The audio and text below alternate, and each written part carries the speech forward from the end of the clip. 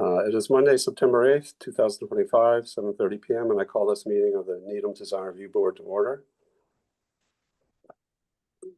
I'm the board chair, Mark Lusing. I'd like to confirm that members and applicants are present and can be heard. So if I call your name, please respond. Steve? Here. Susan? Here. Ariel? Here. Millie's not. And no, Felix isn't in yet, is he? Okay. Also attending is our town staff, Elisa Lichman. Applicants, I will call out the address if someone could respond. 400 First Ave. Gary McCoy here. Okay. 237 Highland Ave, Riverside Community Care. Okay, well, I'll hope someone shows up. 1195 Central Ave. Walter Sullivan for the applicant. Okay. And 100 West Street. Tim Sullivan here. Hey, hi, Tim. Oh, welcome to this open meeting of the Needham Design Review Board, which is being conducted remotely, consistent with state orders. The orders allow public bodies to meet entirely remotely so long as reasonable public access is afforded so that the public can follow along with the deliberations of the meeting. For this meeting, the Needham Design Review Board is convening by Zoom app as posted on the town's website on the Design Review Board page, identifying how the public may join. Ensuring public access does not ensure public participation unless such participation is required by law. All supporting materials that have been provided to members of this board are available on the town's website. Public is encouraged to follow along using the posted agenda unless the chair notes otherwise.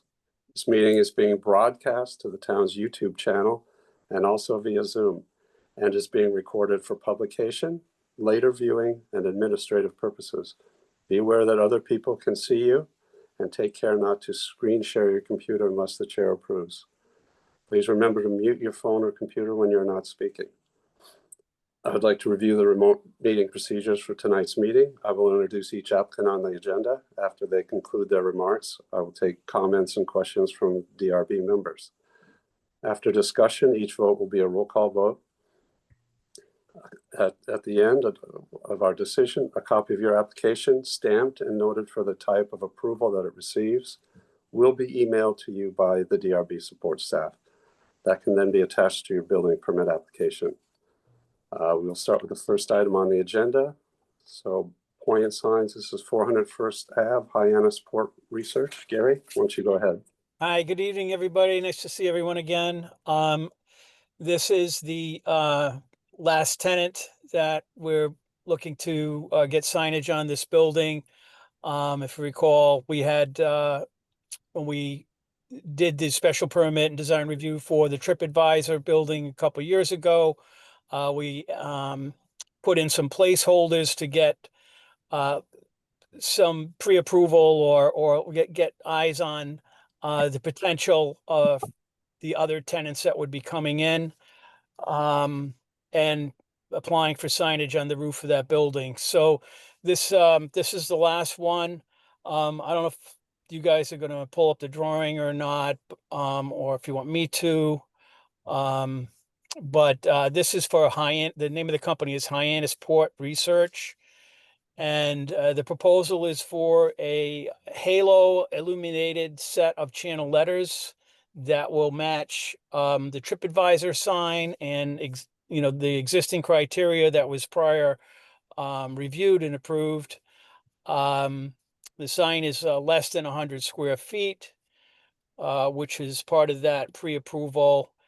And it is installed on that screening system that they have up above. I think that's used for blocking high vac and whatnot.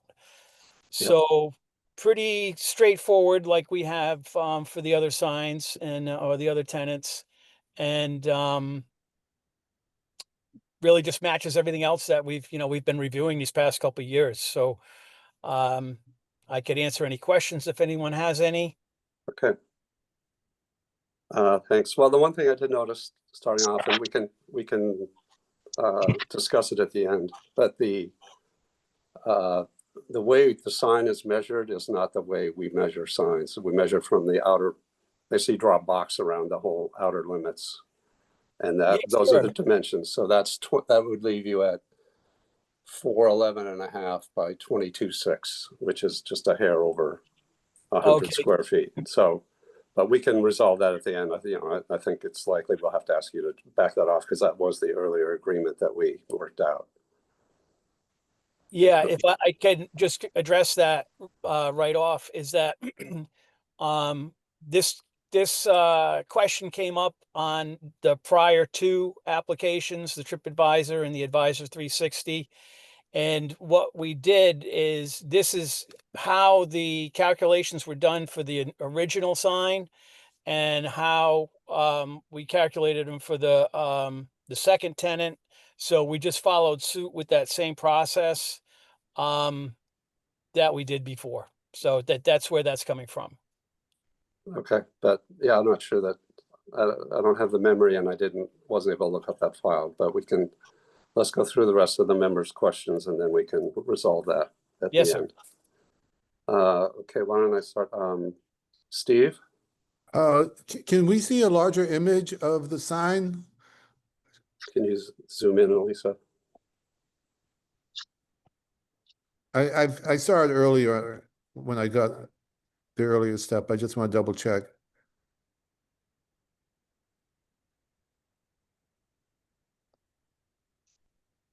And then the next slide, you can see it on the building. Yeah, there was one. Actually, I think the one that's the drawing of the building works a little better because you see it in scale with TripAdvisor. So if you scroll down a little further, Elisa, it's the bottom half of that page. There it is. Yeah, there it is. Yeah.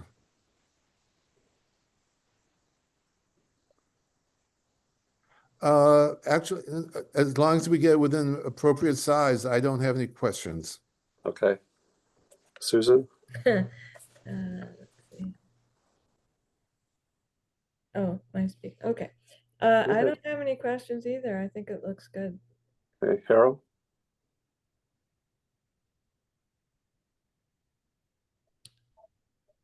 Who did you say? Harold? Sorry, mute. You would think after 5 years of using Zoom, we'd have it figured out. No. No, as long as, I think to me, as long as the one, the sign is within parameters, and two, if it's sort of channel letters and it's being backlit, that the lighting is sort of within the same lighting. If TripAdvisor is lit, I don't quite remember, but if it is one going to be brighter than the other, etc. And Felix? So I am partly to blame. Wow, I don't know why I'm so blurred. I am partly to blame for the confusion with Okay. the square footage because I chaired that last meeting with the Advisor Okay. 360. And Okay. and I think that how they calculated is how we did it at the last meeting. Okay. So I apologize for That's swaying from that, but I agree with you, Mark, that we can kind of shrink it down to get it to that 100 with this. Can we get to those calculations again?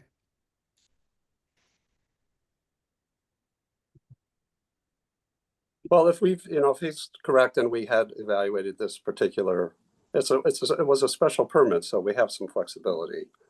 Yeah. On our thing. So if that's the way that one was done, then I'm fine. This one isn't. I mean, it's probably 110 square feet anyway. It's not super big. So, Yeah. so I appreciate you letting me know that.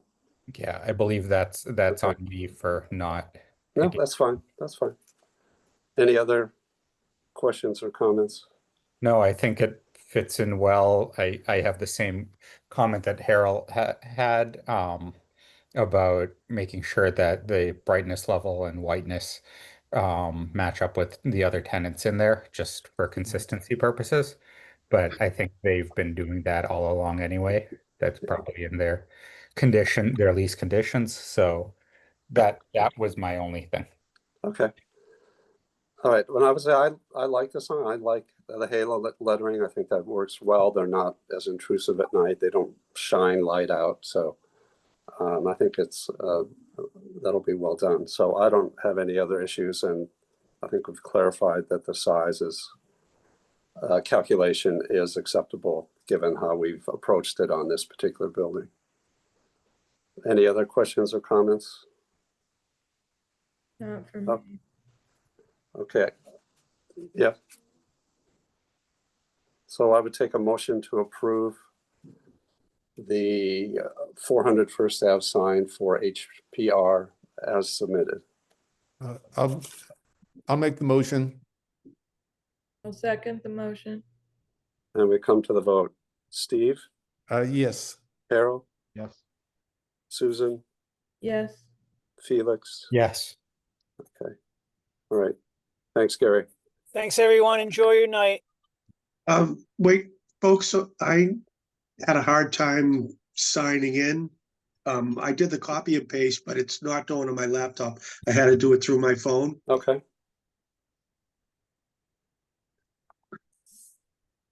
All right. So the next item on the agenda is, let me go back to it. Sorry.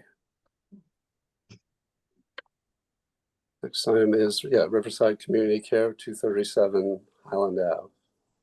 So go ahead, Joe. Okay, I'm not gonna be able to screen share. Though, so at least I will put it up. Because, I can't do it through my laptop, so, basically, I'm the facilities manager for Riverside. I've been here for, a little over 6 years. And, we are doing some renovations to the front of 237 Highland, one of two buildings that we own. So the elevated walkway, the concrete walkway, it's a cantilever off the building, and it's crumbling. It's in severe deterioration, and a few years back, the stairs that were on the front attached to that fell apart, and we attached that set of precast steps. We had a company called Means Precast. They came in and replaced some of the railings and then put the precast. So now, if you can see in the background, the rest of it is starting to fall apart. So what we want to do is get rid of kind of that ugly elevated platform, and we were going to put on 3 separate sets of precast stairs. They're going to look pretty much like the set that you see there in the photo, except that they'll be on a larger scale so that they meet the underside of the threshold of the doors. And they are ADA compliant for height and depth of the treads and the handrails. I think it was Elisa that asked me about the bushes. This just kind of came up as an emergency repair, so we just squeaked it into our FY26 budget. And we have the money to do this. The next budget go around, I can put in for some greenery. The only problem that we have with that is we don't have an outside working silcock on the building anywhere. So to put in greenery, it'd be kind of hard for it to grow. A lot of it is starting to that is an area that you can't see offsite. That sprinkler system doesn't work. It hasn't worked in 15 years. So if we were to plant anything in between there, I don't know how well it would take. Given the fact that we have no means of watering it. But we can try something in our next go around if the board is looking to have some kind of greenery on the front of the building. The other thing that I want to mention, we did put a bid in for our FY27 budget, unless the board of directors can come up with some more cash. We wanted to possibly put some awnings over the front door with the side light. Would get an awning that would probably protrude out to maybe about the distance of the depth of the stairs, and then the 2 wing doors, which actually are just emergency egresses out of the 2 offices, would get a smaller, more of an eyebrow look. I don't have it right now. The company that's giving us the price is doing a conceptual drawing. But we haven't got to that stage of approving it because we don't have a number on the awnings, so we have to see if it'll fit in any one of our. Well, budgets. whenever you're ready with that, you can come back and we'll take a look at that with you. That's Right. not a problem. But, right, so for now, what we're doing is we're going to remove that platform, which is detriment and to our clients and our staff, and replace it with safe stairways into each doorway. So you're going to remove all the bushes that are there because those, Yeah, when we have bushes Okay. on either side of that, Yeah. there's some to the right, and I, if I could, maybe I could screen share. Can I screen share off a cell phone?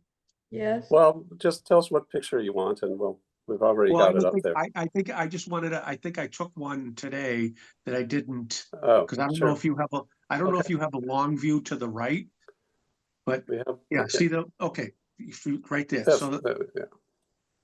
well, the other photo that showed further down to the right of the building. The kids. Yep, that's it.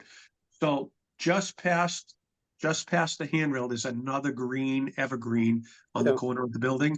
Yep. There's an identical one like that to the left side.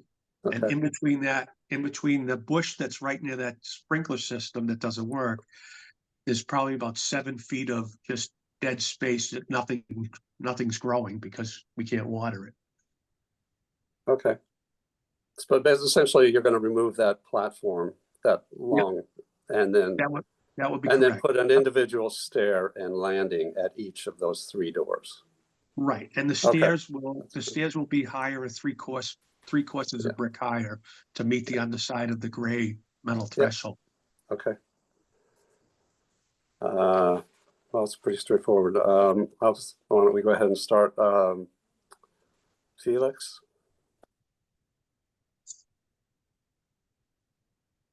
So I'm still processing this. Can you Okay. come back to me? Yeah, that's fine. So I guess the other question is, Joe, is that you did also on your application page say metal tubular railings that meet current code. That image that we're looking at right now, that doesn't meet code. You're tying, if you're over 30 inches above the ground, you need balusters in there every 4 inches. Those railings actually do meet code. Well, I- we're not here to enforce that. The building inspector will make the I final did, determination. I submitted the drawings to John in the building department, Yeah, so he has a copy of these. okay, Because Well- the loop rail runs in the center of the top and bottom rail. So that serves Okay. as Well, serves the that's- purpose. okay, that's up to them. I was just gonna try and warn you that. Yep. And No, it's certainly my know. experience that I hadn't seen this kind of Yeah, we- railing used in that installation, so. Yeah, we have the identical, pretty much railing set up on the back side of the building on our ADA ramp. Okay. All right, I, Susan? yeah, I just want to clarify that the long,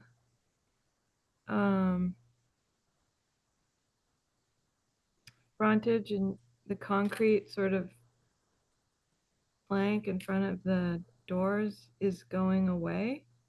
It is And- cantilevered out of the building. It's nesting on steel I-beams that are rotting, and the concrete is collapsing underneath the underside.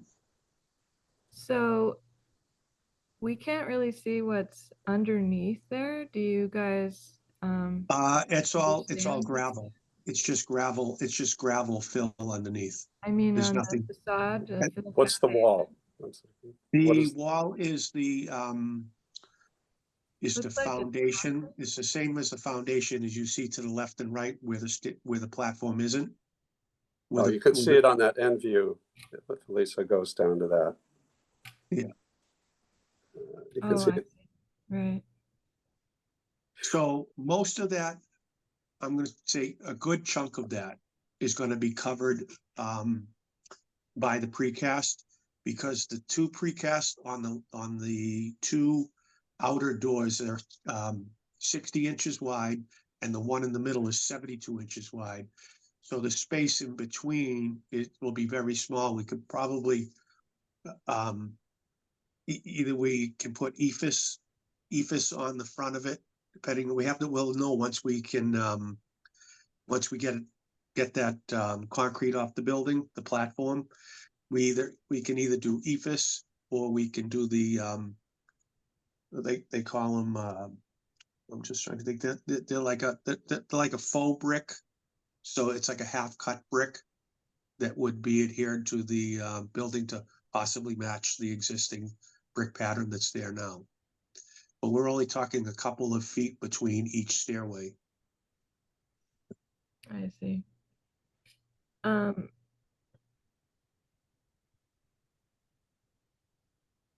Okay, that's clear.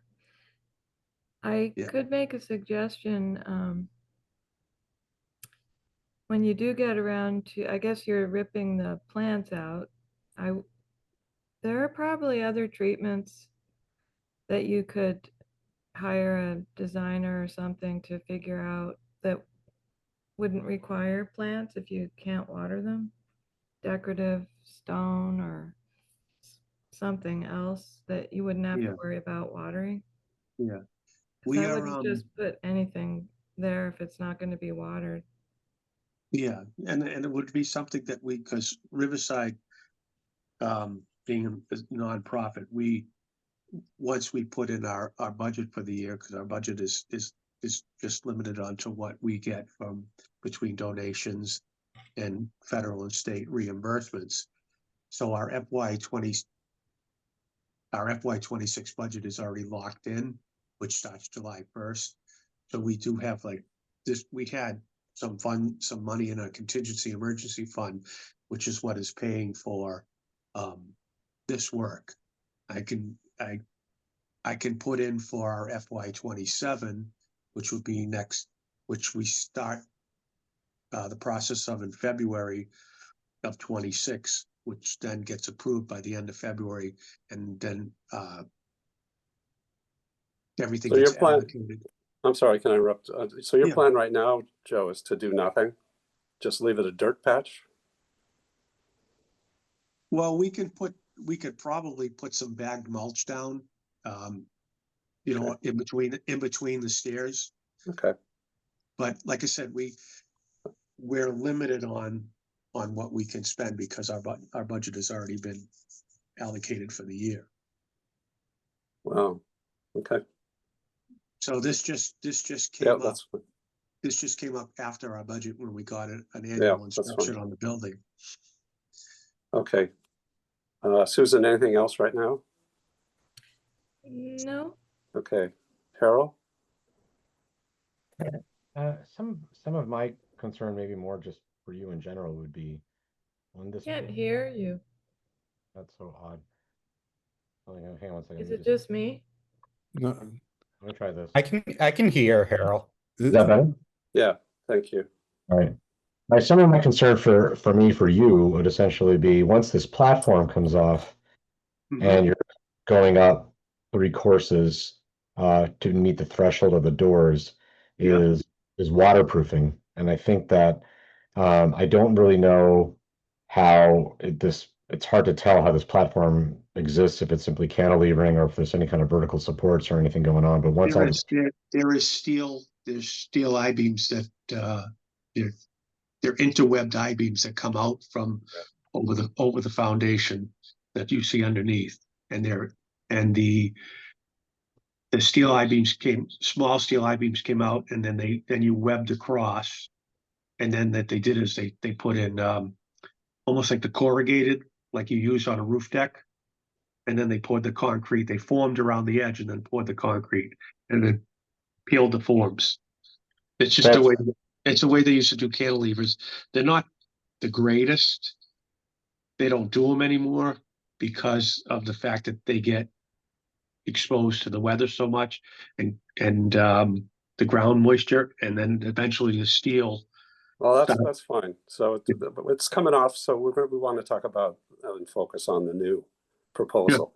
Yeah, Yep. so just the new being, tagged on to just the doors, and of course, between the doors, you're gonna Mhm. have a gap, just, you probably want to make sure that that's waterproof correctly, because once this comes off, steel beams are exposed, et cetera, et cetera. Yeah, Just at this, that's where we're gonna do the ephes and the false brick. right, but EFIS isn't waterproofing, so just I would be careful No, with. no, I know. They do a process we'll be doing a process underneath it. We have a contractor that's, once that comes off, we're gonna seal up the entire building.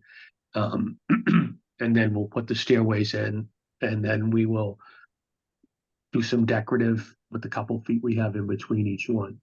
Yeah, and I would agree with Susan, as long as there's some plan for some decorative putback at the end for landscape. Yeah, like I said, I can do what I can, but like I said, I'm on a limited budget, so I'm on the emergency budget right now, so that's how this is getting done. Okay, Steve? My questions have all been addressed. Okay, I- Felix? So a couple of pieces. Thank you for getting back to me on this, Mark. Yeah. So a couple of pieces. First of all, Joe, I hear you're getting very defensive with us. Just so especially when it came to the discussions about code and stuff like that, just so that you kind of know the background of the committee members a little bit. Mhm.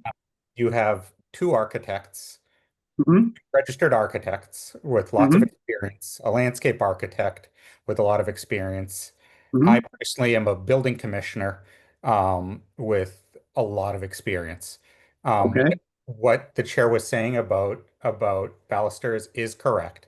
I just checked in the building code again, and there is not an exception for this. So you will have to plan for balusters, which is going to up your cost a bit. So you're going to need to think about that. Okay. Well, John, But like I said, when I went to John, he didn't yeah. say that the railings didn't comply. So I'll go back to him tomorrow. On another note, though, um, I'm wondering what the rest of the board would think about maybe approving this with the condition of give them until, say, the end of summer next year, to get to come back to us with give them until, say, April, or no, budgets are usually done in May, say end of May next year with a shrubbery plan or a hardscape plan, and then the end of the summer next year to actually have it funded and implemented, so that they can get the emergency repair done and have the condition that this be done so that those Yep. aesthetic concerns are addressed, understanding the financial limitations of nonprofits. Yeah, you can propose that, Felix, that's fine. That's good. Joe, would that be amenable? Yeah, I can go back to the CFO and the CEO and let them know that if I understand you correctly, we're gonna put the stairways in. And then you want a greenery plan in place and funded for our next budget. So Right. greenery or hardscape, because I understand the limitations of watering that. So Yeah. some sort of plan to address this. And that way we're also, because we don't really have right now a great elevation drawing of what this is going to look like. Assuming you're putting in just a prefab stair there. So I can guesstimate what it'll look like, but and you're going to be getting rid of that overhang, which is very helpful with it. But so it might just be hardscape. It might just be pressure washing the building and put like the EFIS and thin brick might do the trick. But since we don't have that in front of us and this is an emergency, I want to try to give you the Yeah. opportunity to give us something I totally understand. Yeah. Okay. And like I said, I will reach out to the assistant building commissioner who I spoke to when I put this plan in, yeah, kicked it over to you folks. I'll go back to him and talk to him again about the railings, and if he says that he wants the balusters in there, then I'll go back to Means Precast and Just, have just, have their fabricator design railings with the vertical balusters. just so that you know, if you want to take this down, it's section 1015.4 of the building code. Okay. Okay. Steve, did I get you? I apologize. My No, notes I'm are good. out of order. Okay. Yeah, I guess I think we don't want to hold you up, but you do have, it is difficult for us to evaluate the design when we know that it's a railing that isn't going to be installed. So, but I think we can just make a few conditions on your approval and let you get on, you can move forward with this as, because it seems like it's a difficult situation. My concerns are that you need to patch that wall. You're going to be cutting steel beams off right at the surface. So we're going to, I think one of the conditions would be that you finish that lower part of the wall either with the veneer brick or artificial stucco. The second is that you get code compliant railings with we're just going to describe it and tell you how to do it so that we can go ahead. Normally we'd have to actually see what you're going to do. And then I think the other condition is that, like Felix said, that mulch be installed as you suggested, and that by next May you come back to us with a landscape plan for that front area, whether it's hardscape, pavers, gravel, variety of gravels, something else, or get a hose bib out there so that maybe you can do some ground cover if you want. There's a pretty prominent visible area on Highland, so leaving it a dirt patch really isn't a good option for us. No, I agree. And if we had a few extra funds, I we would have reached out to a landscaper to have something for you folks tonight, but we just barely pinching to put this on. Okay, so any other questions or comments? And then I'll put the motion together and you guys can see if I miss anything. Okay, so I'll take a motion to approve the changes to the stairways at 237 Highland Ave, Riverside Community Care, with the conditions that the lower wall and the area where the deck is removed get patched with either brick veneer or stucco product. Second, that mulch be installed in the ground on the ground that's left after everything has been removed.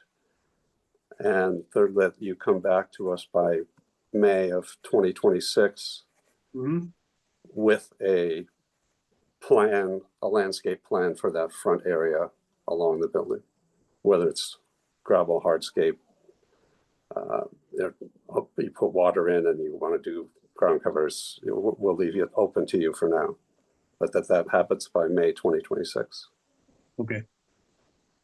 So anything else, members? Could I add a little bit to that? Yep.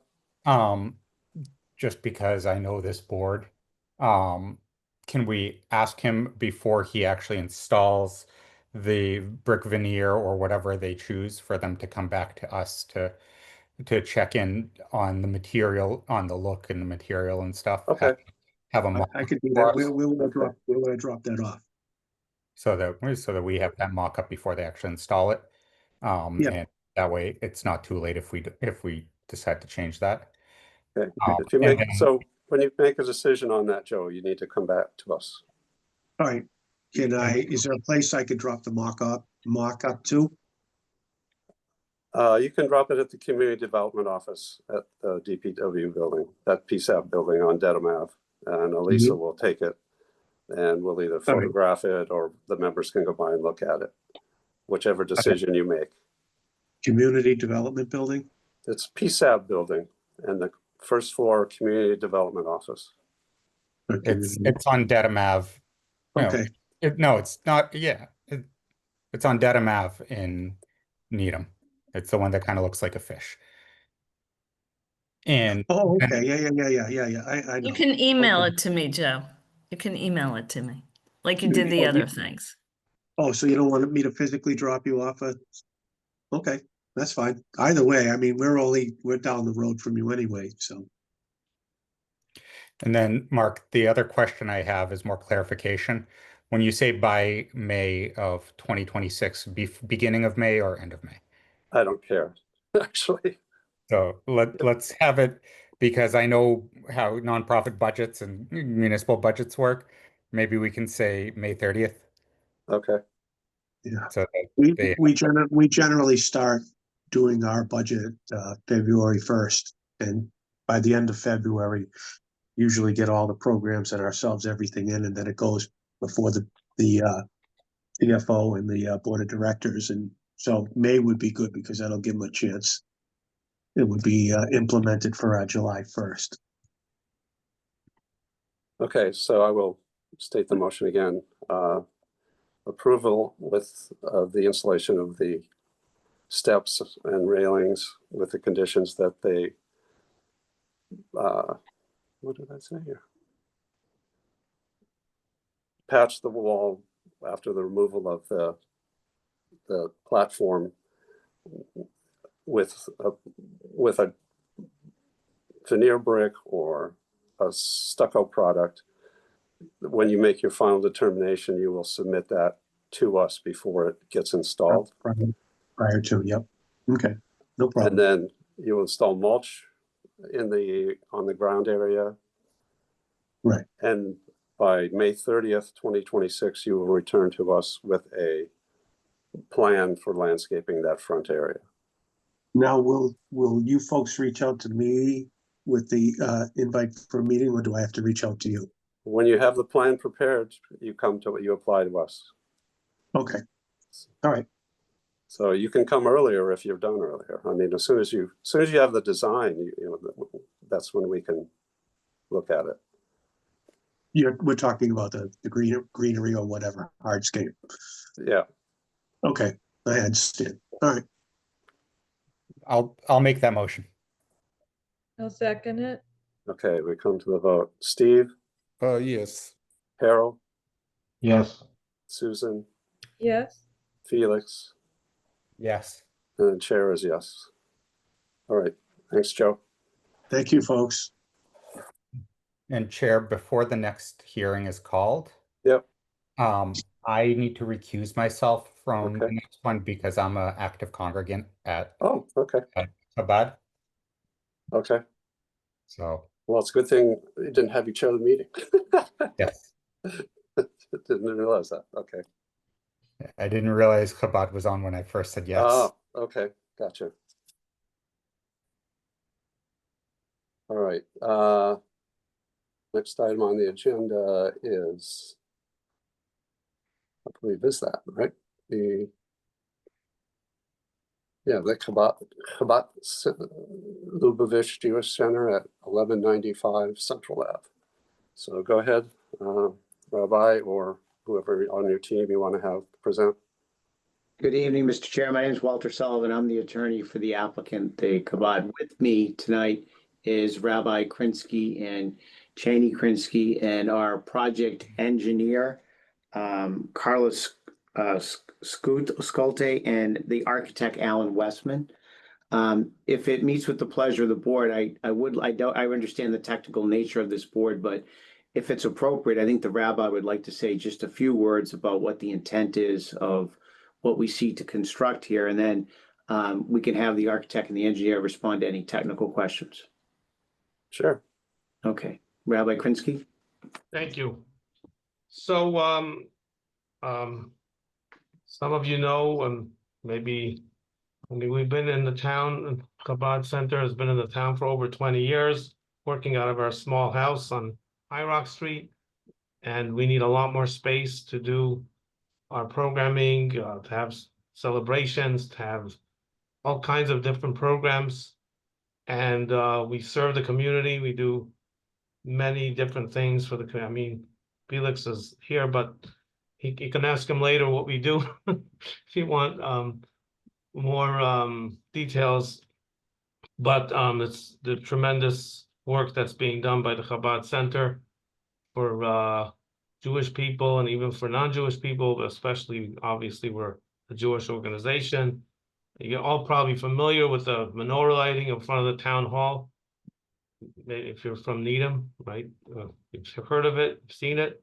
So we, that's, we spread light all through the year, but we needed a place where we can do our, we can have our functions and have people celebrate their life cycle events and all kinds of different Jewish events that we don't have the ability to do now. So, and we feel that the place that 1195 Central Avenue is ideal for many reasons. It's Central Avenue. It's a larger street. We have, it's right by the school. It's kind of less in a, small neighborhood where people might be more disturbed. So we're hoping that it's going to be a beautiful project that everyone's going to be supportive of. Thank you, Rabbi. Mr. Chair, would it make sense to share the site plan, and I could ask Carlos, the engineer, to sort of take you through what we intend?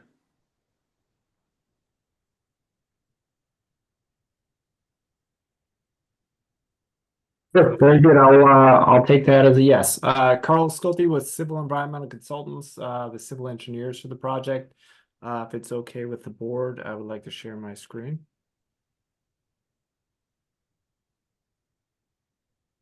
Yes.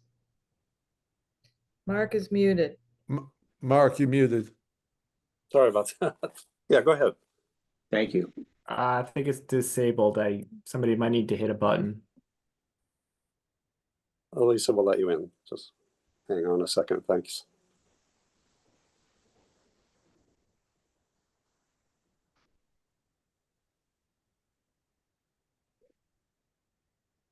And then Elisa, ultimately, Alan Westman will be sharing the architecture after me. So if you're authorizing folks.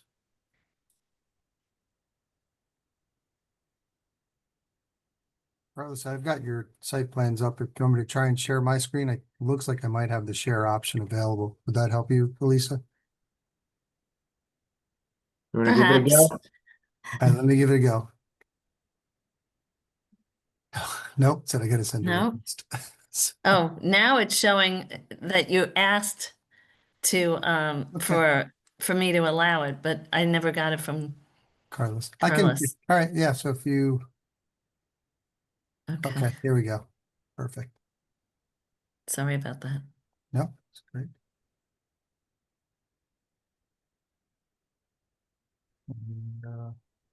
And it looks like it's about to come up.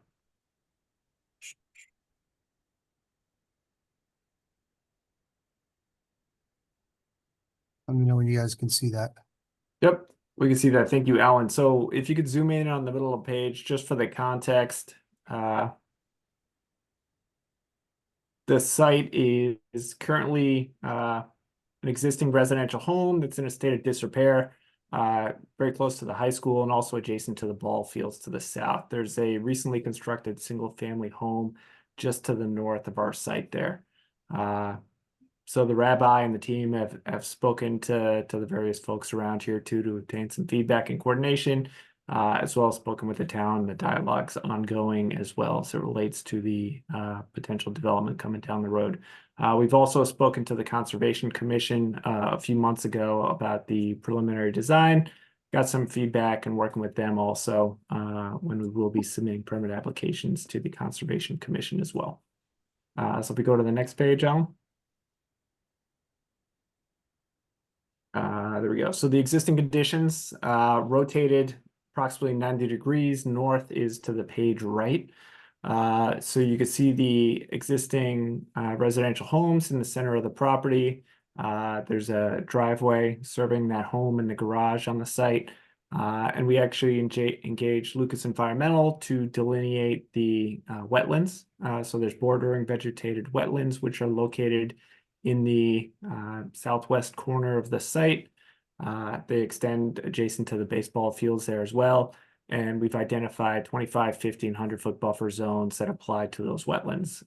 So the project's clearly in conservation jurisdiction. We'll be working with the Conservation Commission throughout this process. The site does gently slope from Central Avenue back towards the wetlands. So that's the prevailing slopes. There was also some geotechnical investigation that was done as part of the due diligence work to identify some preliminary areas for stormwater management on the site, as well as groundwater as it relates to the proposed building design. So next page, please. So this shows the site circulation. We are proposing a new Chabad in the center of the site. That's the larger facility.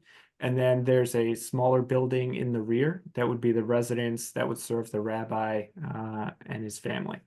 So the two buildings on the site, there would be one-way circulation entering from the left-hand side of the page, a few parking spaces for the congregation, and then the one-way drive aisle wraps around the building.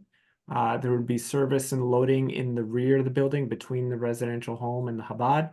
And then the one-way access continues with the egress movement on the right-hand side, the north side of the building. So the width has been verified for a delivery vehicle, and we're comfortable that they'll be able to make the circulation throughout the site. We're also introducing new pedestrian improvements with a sidewalk connection along the entry portion of the drive that would allow for pedestrian connectivity for members of the congregation that might park off-site or be walking to the facility. We are proposing a stormwater management basin in between the existing walk on Central Avenue along the front of the building. And we also have a smaller basin behind the residential home at the rear of the site.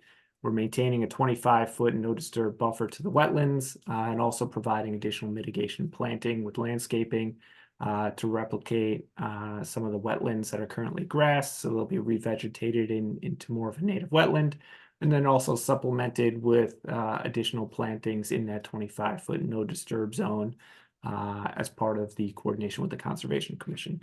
This is all preliminary and will be obviously subject to Concom review and approval as we go through that process. We have identified space for dumpsters in between the residence and the Chabad that will be in a fully fenced enclosure. And then we've also identified on the next page where there would be space for some of the grading and the other accommodations. So as the site does gently slope from front to back, Alan will discuss the architecture in a little more detail. But this does show the grading, showing approximately a 4-foot pond that we have in the front of the site that would connect the runoff from the roof of the building, ultimately discharging with a network of pipes back to the existing wetland on the west side of the property. And then on the east side of the property, we actually have a sloped driveway that slopes up with access to the main floor of the building that's slightly higher than the street grade, allowing for pedestrian connectivity and egress movement on that side of the site. And then we have the lower level of the building. It's a 2-story building that would have gently sloping access from the entry drive at Central Avenue, gently down to what would be the lower level of the building that would be accessed at grade from the north or the west side of the building. The residence home would be at the same elevation as approximately as the lower level of the Chabad building. Again, we have access for vehicular service vehicles and ADA accommodations worked into the design as well. Next slide, please, Alan. We've also prepared a preliminary utility plan, identifying space for proposed transformers that would serve the building, as you can see, adjacent to the entry drive along Central Avenue, and also provided accommodations for sanitary sewer service, which would be provided from a force main from the lower level of the building. The upper level of the building would be serviced from a gravity sewer main, all underground electric telecommunications services that would be providing service to both the Chabad and the residential building. So on a very high level, that's the engineering, stormwater management, site layout, and utility design. With that, I'll turn that over to Alan to speak to some of the architectural elements. Thanks, Carlos. Did you want me to keep going, or did you want to interject questions as they come up?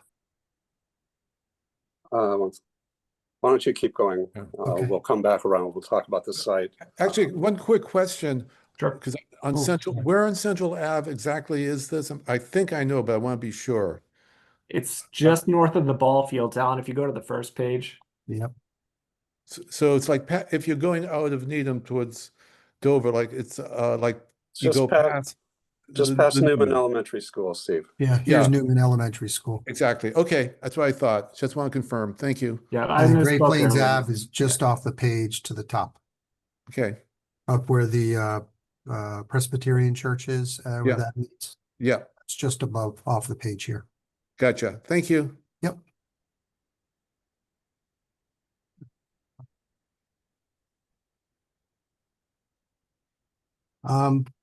Thanks again for taking the time to review the project. Sorry to get you a little sick while going through. It was just, so I'll walk through the floor plans quickly of the project, and then I can walk you through the exterior elevations and some of the thought processes that we've gone through or going through with materials and whatnot. As Carlos had mentioned, at the back of the property, which is the west side, is the residence for the rabbi and his family. It's essentially a two-story structure with an attic space, creating the third floor for storage purposes. There, due to high groundwater conditions and proximity to the wetlands, there's no basement in the proposed for the residence itself. The residence consists of a two-car garage. It's a master bedroom or primary bedroom on the second floor with 5 bedrooms for family. Back on the first floor, there is a dining and living room area for the rabbi and extended family, a small meeting office for himself and his personal studies, as well as an in-law suite for aging parents in the back of the house, and a large kitchen for family gatherings and serving. The other aspect that didn't mention on the second floor is that there's a gathering area for them, for kids and younger adults to be up on the second floor while they're entertaining down below, or vice versa. And then the third floor area is really just storage for attic space, essentially. The Chabad itself consists of 3 stories. It's a lower level, first floor and second floor.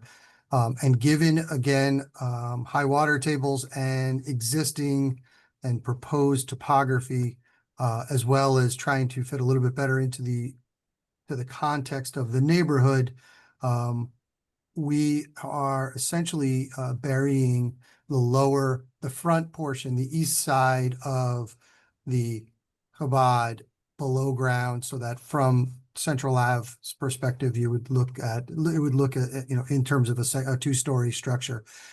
As we circulate through and around the building into the site, the back of the building where our official entrance would be rises, the grade slopes down, the drive follows that in an effort to minimize grading, minimize retaining walls and whatnot, using the building for as much retaining as possible.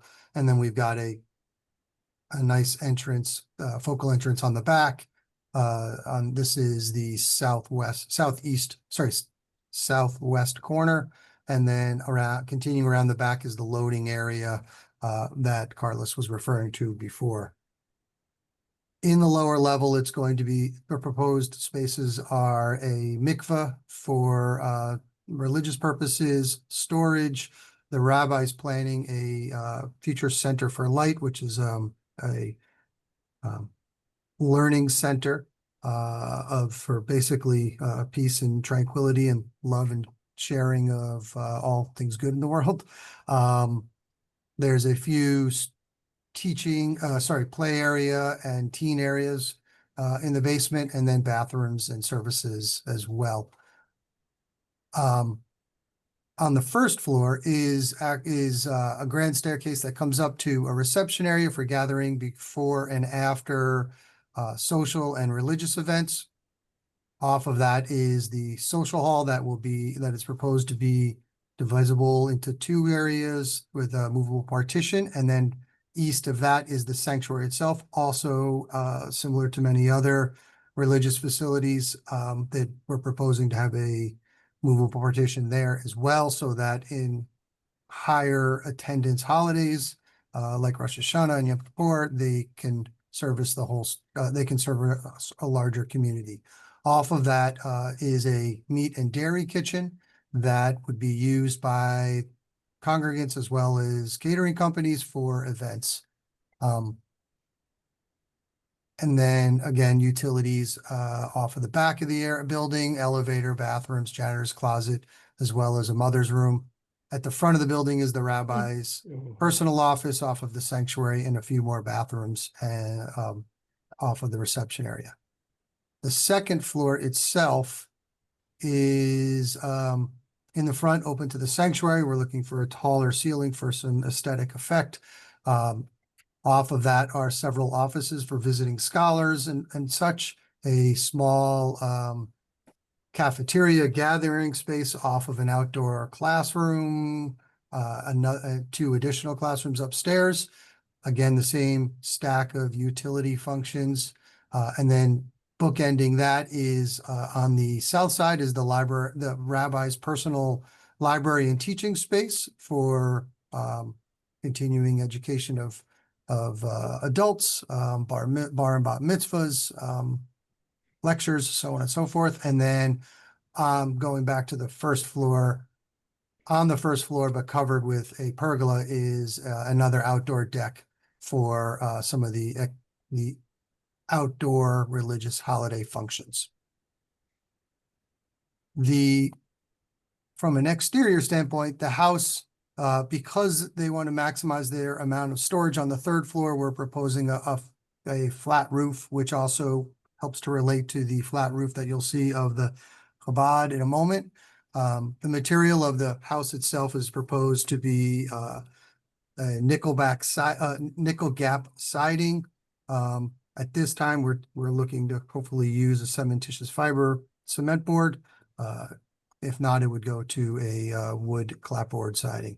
And then the quote-unquote tower piece where the stairwell is will be of a lightly textured stucco material with some aluminum, Kynar coated aluminum canopies over the garage and the front entrance. And then a small deck for the rabbi and his family, which would be of stained wood and decking for their personal use. The Chabad itself, so the view from Central Ave is this is the east elevation. So the north, east, and south sides at the front of the building, where the reception area is, the sanctuary itself, and is proposed to be wrapped in Jerusalem stone for the first 2 floors, and the third floor steps back just a little bit, and then we go back to a smooth textured stucco above with a aluminum coating roof canopy. And I can show you some images of some of the materials. As we come along the south side of the building, which is the baseball field or Little League field side, we propose to introduce some more materials that relate to other materials that are in the neighborhood, as well as the house, which again is that nickel gap siding. And then we have this large 2-story. If I go back to the floor plan for a moment, the entrance, because we're coming in at the lower level and we've got a grand stairwell coming up, the idea that we're proposing is that the entrance lobby is a nice 2-story entrance vestibule or lobby where they can quickly gather as they proceed up to the events in the more important spaces, with a nice feature wall on the north side of that. So this is that space above that we were just talking about. So here's the entrance canopy. with the two-story space beyond, and then above that is continued with the storefront glass, and this above here is where the rabbi's library is for teaching. Off of the back of the building, we've got the pergola and deck, and then below that is the loading area that we were talking about prior. The north side, which faces the neighbors that on the site plan that we saw on Carlos's civil sheets, that was the area that's under construction, which is now currently constructed. Again, it's repeating those same materials. And you can see the dash line here is as this is what the proposed drive slope will be developed as. So we've got emergency egress doors out of the north side of the sanctuary, and then running along to the back stairwell, and then coming down back to the loading, and then back to the right is where the house is. Some of those materials that we were referring to is, so in the middle of the screen is a sample of what the type of Jerusalem stone that we're looking at this time. To the right of that, both for the house and for the residence and the Chabad, is a sample of the nickel gap siding and stucco to the right of that. We are currently proposing EPDM roofing. We have started, but it's early in the process. We've started talking about some more light inducing roofing materials, but right now the proposal is, since it's a flat roof, we're talking about an EPDM roof. If you saw to the right, if I go back up here to the right of the, whoops, sorry, to the right, to the south, or so to the east of the entrance, we're proposing a trellis structure with some greenery growing on that, and then some signage of what's happening and whatnot low below the canopy, so that as congregants are coming, they can see what what's new at the facility itself. And so this is an example of how this would look early on, and then eventually infill. This is particularly on a parking garage, but obviously we wouldn't be using it there. We are proposing black anodized aluminum storefront and windows, as well as railings with cable rail. And then a sample of what the pergola at the deck and on the Chabad and the deck at the residence might look like. Down in the corner here, we've got the two of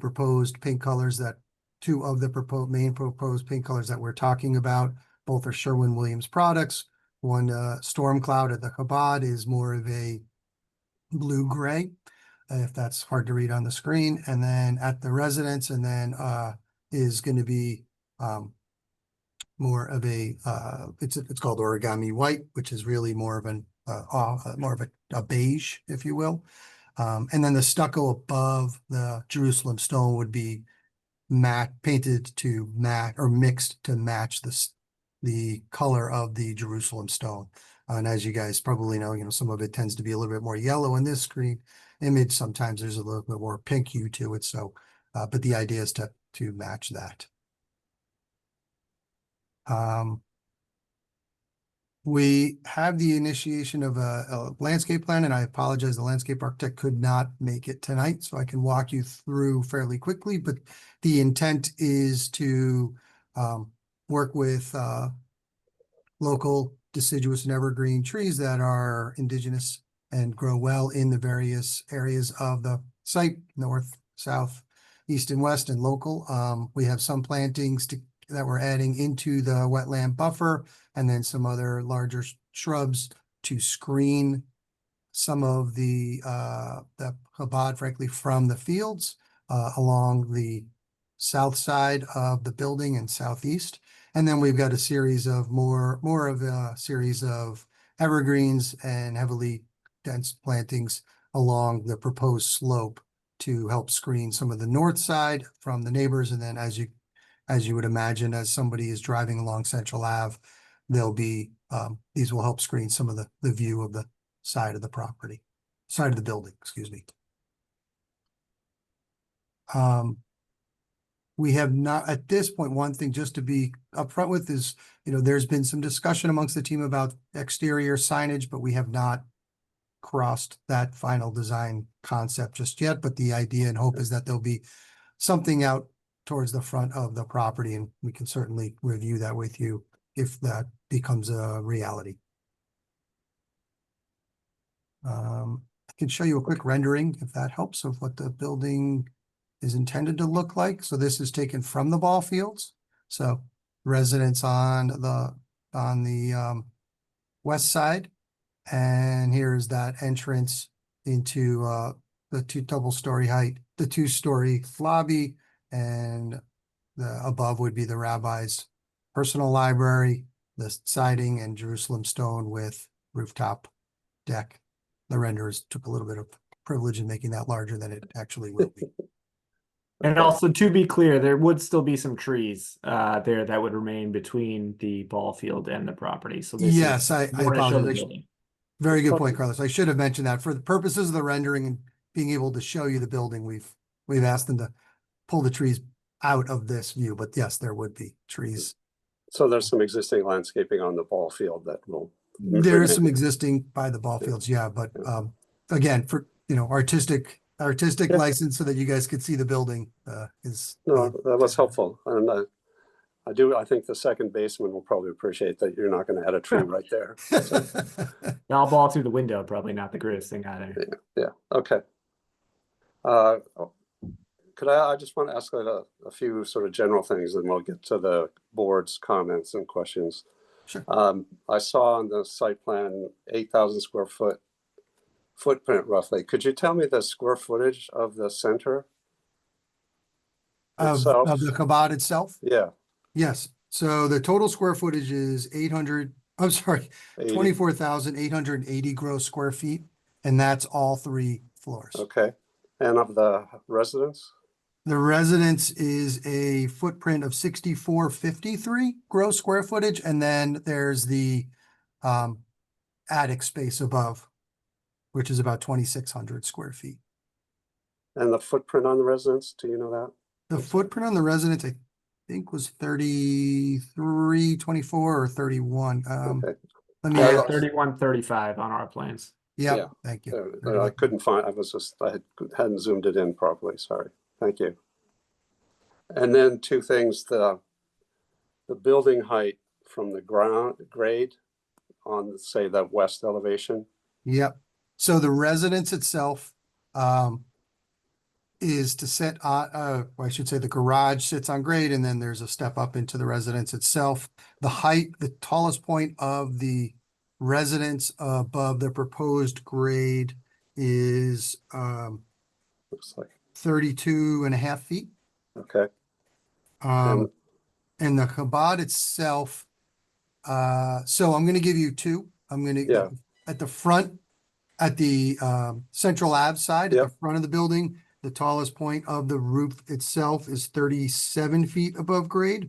Okay. And at the back, as we slope down, the tallest point of the roof there is 42.5 feet. Okay. Yeah, I just wanted to And kind of that's get a to sense the of the canopy scale. here. Yep. Okay. Well, just wanted So, to kind of have we- a general sense of the scale that we were talking about here. It is one of and- the, well, that was one of those items that we are above the 35 feet. And so in an effort to work with the site and hide those higher elevations, we've pushed them further back onto the site. And just to kind of give you a little bit of reference, part of the reason for that height requested increase is really has everything to do with the social hall and the sanctuary. Because of the size of those spaces, they need some volume, some height. Okay. And the last thing is the square footage of the site.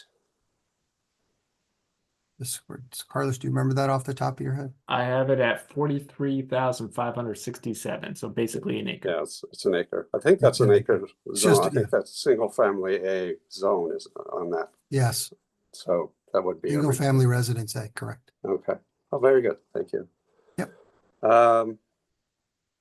And the last one is, have you talked to the homeowner to the north? We have, but I think Walter's probably the best to answer that. I personally have not. I know the rabbi and Walter have, but Okay. let them answer that. How that went. I think the rabbi is the person to respond to that if he's still available.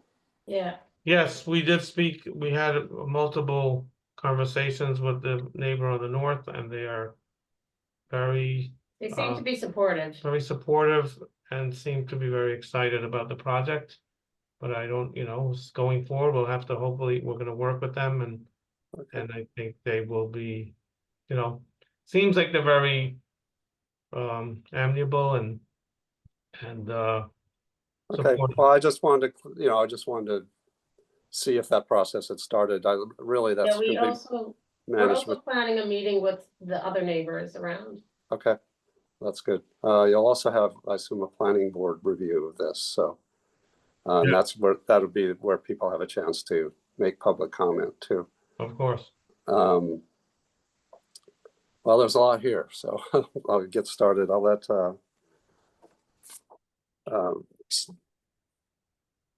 Harold, do you want to start off?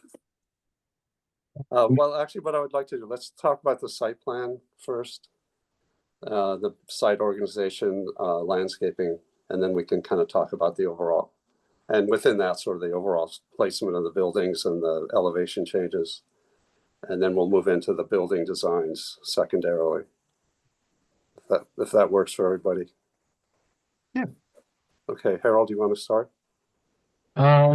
Sure. I may come back with even more Yeah. questions as things happen, but Absolutely. the first thing that sort of jumps off the plate outside of the actual building design is sort of parking, and maybe I'm late to the game here, about maybe that's been addressed or discussed previously, but is there a plan to have folks park on site, or how do you plan on addressing that?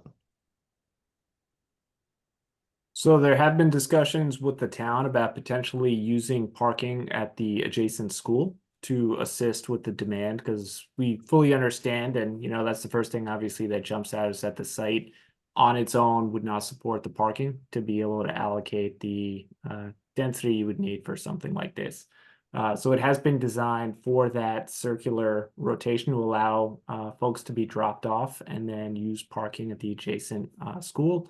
Walter and the rabbi might be able to speak a little bit more to the advancements of those conversations, but we have reached out to the town and certainly working with them to advance those conversations. Yeah, So are they Mr. Chair. cutting through the forest essentially to walk back once they park their car? There is a sidewalk on Central Avenue, so they would be able to walk down the drive for the school and then walk down Central Avenue. There is a bit of an informal walkway that cuts through the wetlands that I think people use when visiting the ball fields, but it's not a dedicated walkway that we would necessarily encourage or trying to funnel people through. But there is a sidewalk on Central Avenue that they would be able to utilize. Yeah, I imagine there will be some sort of discussion around making sure people are not parking on Central Avenue, et cetera. No, of course, so let me just, I hope you don't mind if I chime in. We did have discussion with the superintendent of the schools and meetings, and we do have, an agreement that as I understand it, that any time the school is not in session, we may have use of the parking lot. So that's what we're, And most of our programming is during non-school hours. And I'm not familiar, does anyone else have that sort of agreement as well with them? There yes, was a history of that being done with a prior organization, so we're sort of hoping to do the same thing, and we're hoping to formalize that with the superintendent shortly, but we have been giving affirmative representations that they will work with us. and I believe the church on the corner and other churches in town have similar agreements with the town on different sites for parking, adjacent parking. Yeah, that would be sort of, just one of the concerns as far as traffic goes, if something fills up and how things overflow. We've seen so many school events, overflow, or other events overflow, where people take the path of least resistance. So that would be one of the questions that I imagine we'll get to it, but I kind of defer to others on landscape and whatnot going forward. So. Okay. Susan?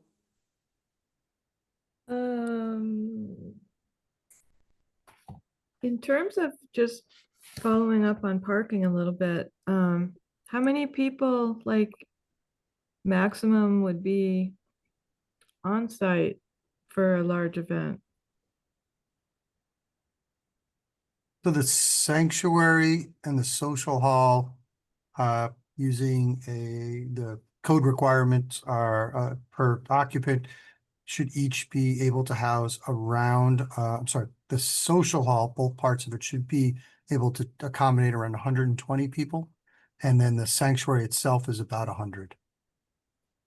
And that's just using building code. square Usually footage. we don't use But we don't them use at the them same both at the time. same time. I'm sorry? We don't use them both at the same time. It's usually Correct. use the sanctuary and then you'll go to the social hall. So And is there a plan for any kind of signage or wayfinding for people who are parking somewhere else, or is there a shuttle system or something? well, the parking is right behind in Newman School, so they would walk out of the school parking lot and onto the sidewalk and into the Chabad. It's about a 3-minute walk or less. Right. Okay. And if there's a off-hours event at the school, do you plan on coordinating with let's say there's a weekend play or something like that? Do Yes. you guys coordinate with those events? Yes. Yes, we spoke to him about that. We would Okay. try to always coordinate.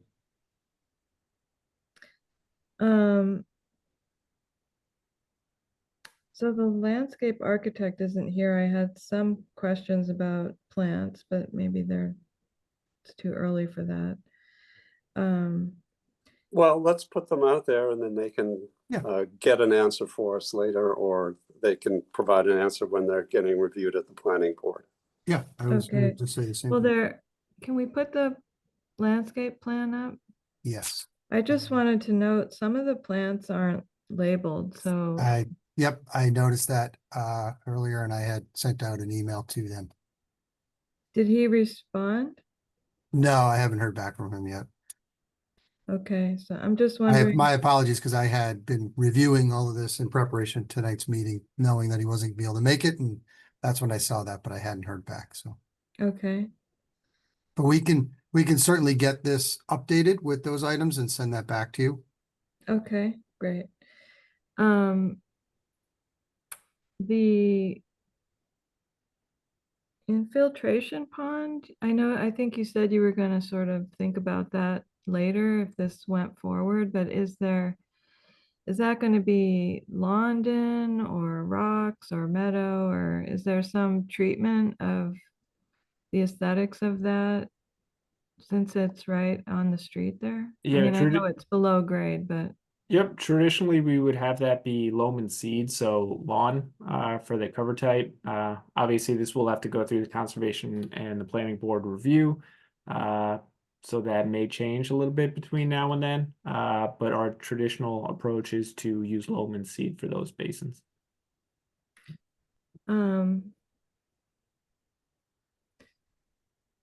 okay. And I feel like there's a real opportunity there to make that a beautiful space to look at. If that sidewalk is going to be, I mean, I'm guessing it's used for kids going back and forth to school, and you have attendants using it a lot, that I feel like we could do better than lawn. Some kind of meadow planting or native grasses or something with more movement in it, if it's appropriate for this kind of infiltration, irises or something like that. I feel like that could be really stunning. Yeah, I would add, if you look at what Olin College has done, they had a much larger scale, but they have a small area that's planted with sort of wild marsh type plantings, and that was very successful and still works very well. And I think I would back Susan up that would be a nice opportunity to give a foreground to the building as it relates to Central Avenue. Because it is a large building, and so some sort of softening of just the short setback to the building facade might be useful, and Sure. that'd be a good way to do something. We can certainly look into it. We did take a look at something like a constructed wetland or a bioretention basin. Yeah. I think Alan touched on it earlier that the groundwater is fairly shallow throughout the site here. So we are limited a little bit with the overall profile of the stormwater management features that we could use. So with those bioretention basins, you have a lot thicker soil strata to use for that counts towards that separation from groundwater. So there are some practical limitations from an engineering standpoint, but we could certainly look into that. Maybe some of the side slopes can be planted. We could do something to help. Okay. Um, Anything okay. on the plant list, Susan? Does that seem Well, reasonable to you? I don't know what CF is. I don't know what CK is. There are some things unlabeled. Okay. I did want to mention junipers on the north side of the building probably is not a good choice. They get very leggy if they don't get enough sun. And so I would probably replace those with something more shade tolerant. Maybe a holly or something like Ilex opaca or something. They just don't look very good. And that's that. And I was concerned about the invasive management, but I think I'll just leave the Conservation Commission to speak to that. And you mentioned pollinators you have, I don't remember where I saw it, but pollinator seed mix somewhere, and I was wondering where that was going.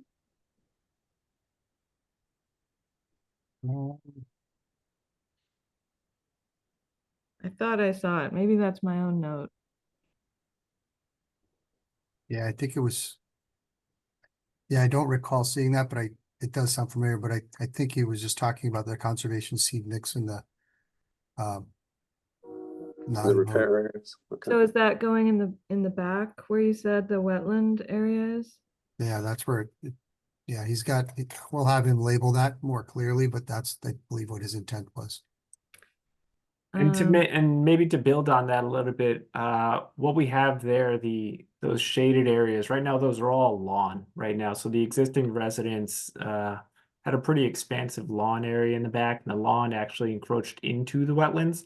So we'll be proposing to pull that lawn up where it did encroach into the wetlands, replace it with new wetland plantings in addition to the conservation seed mix, which would be used in that 25-foot buffer.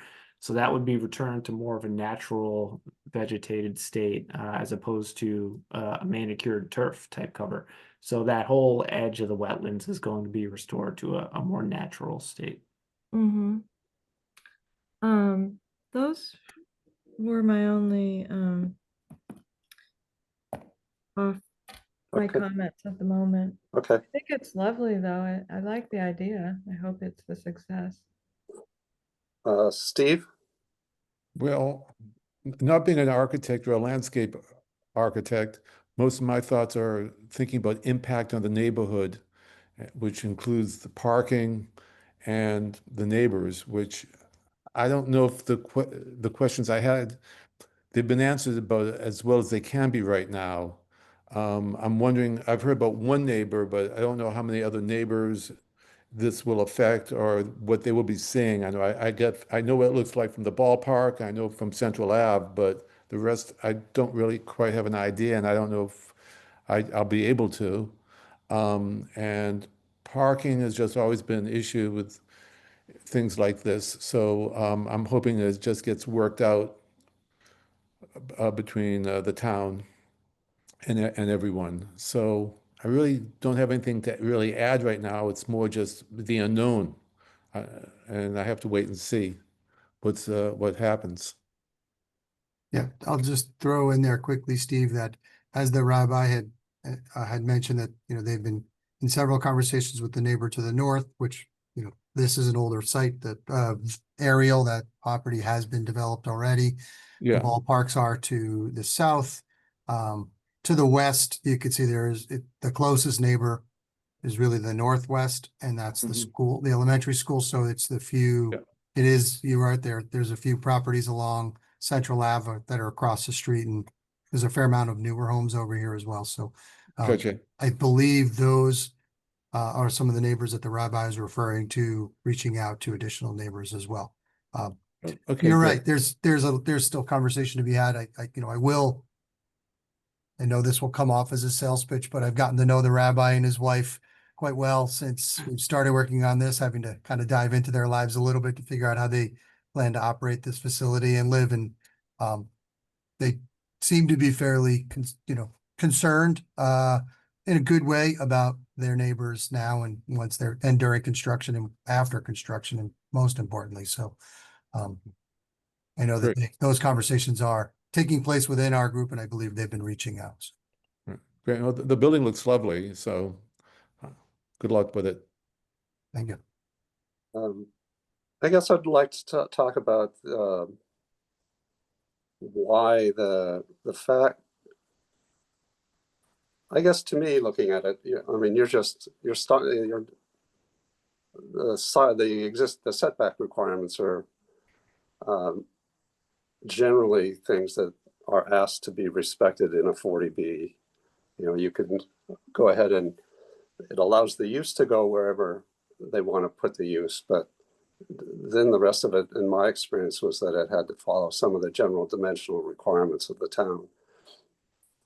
So it's not a big enough site for the two buildings to do any of that. So with the wetland issue, you've also got a problem. But I'm wondering if there was any thought to, given the fact that it was already a large mowed lawn in the back, to not respect that 25-foot buffer, because it was already a lawn. And now it's being sort of converted back to wetland at the expense of having to have the building violate the setback and set way over towards the sideline, whereas it could set more in the middle and the back, and be that north side would have a little gentler intrusion, and possibly the grading could, you're doing a fair amount of regrading back there with the secondary retention pond. There's just a lot to the topography from a site that probably slopes 8 to 10 feet naturally front to back. So I'm just curious if there was an idea of, if you studied and spoke with the Conservation Commission about having the residents be a little bit more into the existing yard, even though it's a wetland buffer zone. Sure, and I can speak to that. And there was months of concept planning between ourselves, the architect, the wetland consultant, the overall project team to arrive at the plan that we're looking at here today. We did meet with the conservation agent. Our wetlands consultant is very familiar with working in the town, as well as working with the conservation agent. And based on those preliminary meetings, we felt that the 25-foot no disturb or no touch buffer was something that we were going to have to respect for the project in order to have a successful process with the Conservation Commission. We had originally pushed the project closer to the wetlands in the hopes of potentially being able to get some relief there. At the end of the day, it didn't seem like that was going to be a viable pathway for success with the Conservation Commission, which is how we arrived at this plan. Certainly would have made Alan's life a lot easier if we were able to push everything a little bit closer to the wetlands. And I think that's why the conversations with the adjacent abutter to the north were very important to the rabbi and the team, just because we are going to be a little bit closer to that abutter. So making sure that the landscaping and the buffering and the screening and any sort of temporary or other easements that would be needed from the neighbor would be feasible. And those conversations have gone well as the primary party that would be the most impacted with any sort of relief that might be required for encroaching a little bit closer to that north property line. So we did look at that, looked at a number of different variations, and ultimately that's how we arrived at the plan that you're looking at today. Okay, I guess there's always some conflict amongst boards at times in town over various priorities that they may have. I'm not sure why the Conservation Commission is the winner on this one, but I think that'll come up in your discussions with the planning board. And because, they're going to say, well, we have a setback requirement that you're violating, but you're not willing to violate the other. But that's not good. That'll come out in your next round of hearings. But it is a very packed site. I do think that the elevation change is more severe in your presentation than I initially understood it as I looked at the package that you sent to us. So that entrance is really down quite a bit from Central Ave. I didn't see that. I didn't study the topo well enough to see that. So I appreciate the side profiles that you put on the elevations were helpful, and your presentation was helpful with that. I think my question on sort of where the planting is, I think feels like you're buffering the neighbor well. There is some existing, you're not showing any of the existing greenery between the ball field and this site, but I think there is a pretty strong tree line along there. I don't know if some of it already exists on this site, but I think most of it is on what I recall, most of it's on the ball field. Yeah. Okay. So site-wise, it seems to do what you need to do. So that's, and the parking issue will be something that the planning board will work with. We're going to say in our notes to them that in our understanding of the bylaws and even the site usage, you don't have parking for the facility. It's going to be somewhere else.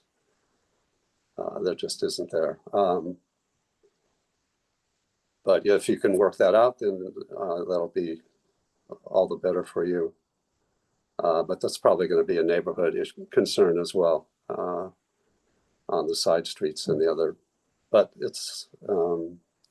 there are churches in small neighborhoods all over town, so it's not an unheard of situation. I have not seen them. I think the arrangement with the Presbyterian Church was rather informal, that they sort of used the thing. I don't know. I wasn't aware that there was an agreement, but they may have ultimately gotten one. And I don't know about the current users of that building. I believe it is informal, and I think, yeah, I believe that they might want to keep all these agreements kind of informal. But well, yeah, agreement is still. There are church and state people who will raise questions. They said that's what they have with the church. Right. Yeah. So there's an informal agreement. They want to do it that way. That's what they want to do, and basically that's what they said already. So it's kind of resolved. It's kind of. Well, it's going to come up. Okay, I just wanted to say that from we write a report to the planning board, and basically. So that's why I wanted to be clear that sufficient. Yeah. There's not sufficient parking here, and you'll have to find it somewhere else, and you can explain to them what your arrangement is. Okay, could we look at the buildings? Yeah. Mark, I had one more question if I can just sit in there. Sure. Is there any sort of outdoor gathering space? I'm asking because I imagine at the end of an event or the beginning of an event, if it's weather or whatever, if people are outside, are they just congregating or milling about the outside of the property? If once an event's done, or if people are just waiting to kind of get in or do something? I'm not really aware of what would necessarily happen to do that, but I don't really quite see any kind of outdoor space. I don't know if there's any need for that, but I imagine if you're going to have so many people coming to events, that there might be this sort of spill out component. So I was just wondering if that's just really going to be on the hard surface that's there, sort of on the west side of the site, or if there's any other thought put into that. Maybe the question's more to Alan. Yeah, no, great question, Earl. So there is no majorly formal gathering space outside of the building, and that's very much along the lines of what you inferred, which is there's not a lot of space left. Once we add circulation drives, which are used for both queuing, fire, utility, and then just circulation around, and then the two buildings themselves, and dealing with all the grading that we need to in an effort to remove as much, or really almost all. We've gone through a lot of efforts to get rid of the need for any many retaining walls. We're not left with a lot of level open space. So we do have a small gathering area, which is really just sort of at the main entrance. And then after that, it's really more gathering inside. As far as an exterior portion, it'd be better to look at the floor plan. And I ask because I imagine in sort of colder weather, as we tend to get it around here, that, people are like, let me go get the car, you guys wait here type of thing. Correct. So there might be So a the bit of thought- queuing and waiting and gathering or crowding. Yep, and circulation is circulation to and through the building.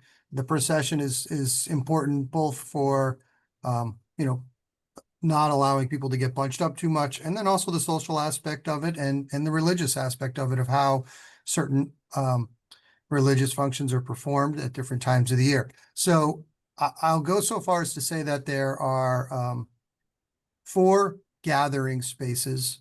I won't suggest that they're specifically geared towards before or after a specific service, because the building is going to have lots of use for various activities throughout the year. But of course, there are the religious holidays where people are coming. So the first and foremost out is the entrance patio, and then the lobby, the west lobby, where you can picture a family that is being celebrating a bar bat mitzvah or a wedding, and you can picture the family waiting there, greeting people as they come up, and then they proceed up to the social sanctuary and social hall.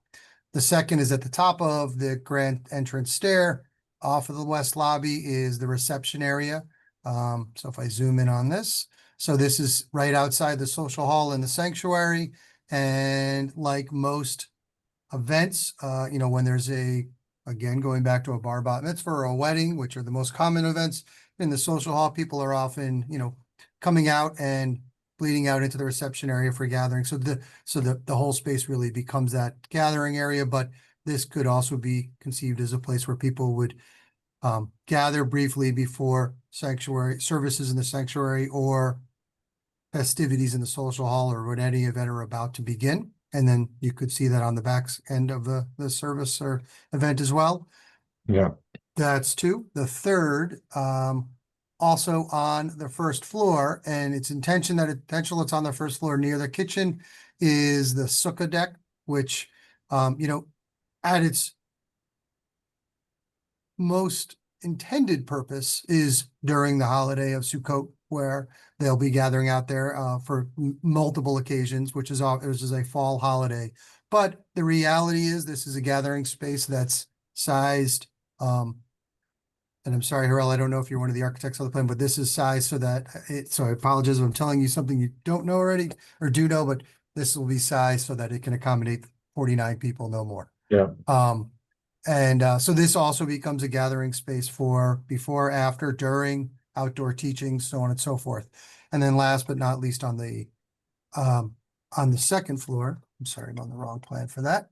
We've got an outdoor teaching space that looks to the south. And again, that we're looking at that as an outdoor classroom. It could be a place where there's a group that just meets to discuss. It could be a series of teens that are doing a project. It could be the rabbi and a group of folks that are just studying the Torah and having a nice discussion on a nice fall day. But we do, as we're seeing a theme, it's a tight spot. It's a tight site for the program that needs to go on here. And there is a lot of programs. So we've tried to initially create those exterior locations to gather. And it's challenging because, we have wetlands that take about 35%, 30% of the 20% of the property. But then when we have our buffer zones, we're into, 30% that we can't really touch for those purposes. It's not to say people can't go and walk through the wetlands. We know that's passive, entertainment is allowed in a wetland and buffer zone environment, but not construction of buildings. So we did our best to work with what we have and what the client, Chabad in this case, needs. And was there any, Alan, Yeah. attention paid to site lighting as far as any events in the evening, that sort of thing, as far as it as would interfere with either neighbors or just sort of overall light pollution? Yeah, another good question. I apologize. I meant to make mention of that earlier. So right now, what we're proposing for site lighting is bollards along the drive, so that we keep all the lighting low. We will most likely at some point have some, we'll have some exterior building lighting. If I go back to the first floor, we've got exterior doors that walk out on the north side, and there'll be, there's building above that. So there'll be, some down lights on that. The intention with all lighting on the building itself is intended to be a down light or an illuminating light, but nothing that's going to be blaring out. We are taking a lot of effort in trying to create the glow from within. So, again, if I go to the rendering, this backdrop here, the glass of the storefront will certainly have a nice glow to it. The larger windows flanking a fireplace, electric fireplace into the reception area will have some glow. And then anything else would be intended right now as down lights from various locations, like the exterior canopy. Yeah, as long as you're getting the foot candles you need outside for one, safety, and two, just to get visibility, because unfortunately it gets dark around 3 o'clock in the next couple of months. Yes. As that starts happening, just to have safety lighting, and if people are gathering outside or waiting for their ride, et cetera, just that's all consideration. That's all. I don't want to. Yes, agreed. Yep, and that that's all. We've started looking at all that, but I 100% agree with you on all that, especially the safety lighting for foot candles related to that. I just wanted to point out that there's been a conscious decision to go with bollards instead of even lower street poles for that. So great, thank you. Yep. No, I think that's a good approach, and the downlighting is important. We see a lot of buildings that just if you put a bunch of poles out, then they're on all the time. It gets hard, and there are limits on lighting in commercial buildings that they need to turn off if they're after 11, if there aren't people there, things like that. So I think your approach of sort of minimizing the site to the degree that you don't compromise safety and doing modest building lighting is going to be positive, because the building is going to glow. We've got a lot it's got a lot of glazing, it's a lot of windows, and the advantage is it does, most of it faces a public park, the baseball field. So that's a nice feature. Yeah, architecturally, we did try to take some efforts in terms of being respectful of the adjacent neighbors in particular. So the neighbors to the north, for example. So there's a lot less glass on the north side as there is on the south side, and they're more utilitarian functions. So there won't be the heavy populations of folks gathering outside and using the space. At least that's the intention. Yeah. Okay. Well, I guess we can leave the rendering up, and if members want to go back, look at the elevations, we can do that. But Harold, do you have some comments on the building design and the materials used? No, I mean, I think it looks good. It's sited well, et cetera. I kind of like that, and I appreciate the fact that it sort of steps down a little bit towards the street for scale purposes, et cetera. I think it's hard to kind of comment on it holistically, but I feel like in general, it feels in keeping. Luckily, as you said in this view, there's a lot more foliage sort of covering the building, so it's got some cover. Is it a curtain wall system that's there at the corner? I'm not 100% positive yet. Okay. We have a contractor that we're working with that we brought on early onto the as part of the team member so they can help manage construction costs and schedules and whatnot so that we don't let scope creep go, control the project. With that said, it's, there's 3 stories back there. So there's certainly some logic to looking at that as a curtain wall system versus a storefront system. But they'll look in either case, it would have a similar look. It's just a matter of, we've got to go through the construction detailing and estimating for that, but it's not unlikely. And as much as I love green walls, et cetera, that's going to be very well going to be interesting to see controlled if that's an ivy situation or if it's not, how we're going to irrigate that to keep it nice and lush and maintained. I can tell you that we will be recommending that it's not a Boston ivy. Yeah, that your entire building will be covered. Right. Yeah. Yeah. I think the only opportunity that I think would be really interesting is I'm always a fan of uplighting stone. It always kind of really feels dramatic and interesting, and going out of the way to get Jerusalem stone, et cetera. There's an opportunity there. Again, not to cast a lot of intense lighting on the building and as much of bollard work you're doing, which is great. I think there's some architectural opportunities. As much as the building is glowing inward, outward, there are some opportunities in uplighting stone. I think it just adds to the beauty of projects. I mean, again, I hate to say it, but we live in New England. It's darker longer than it's not.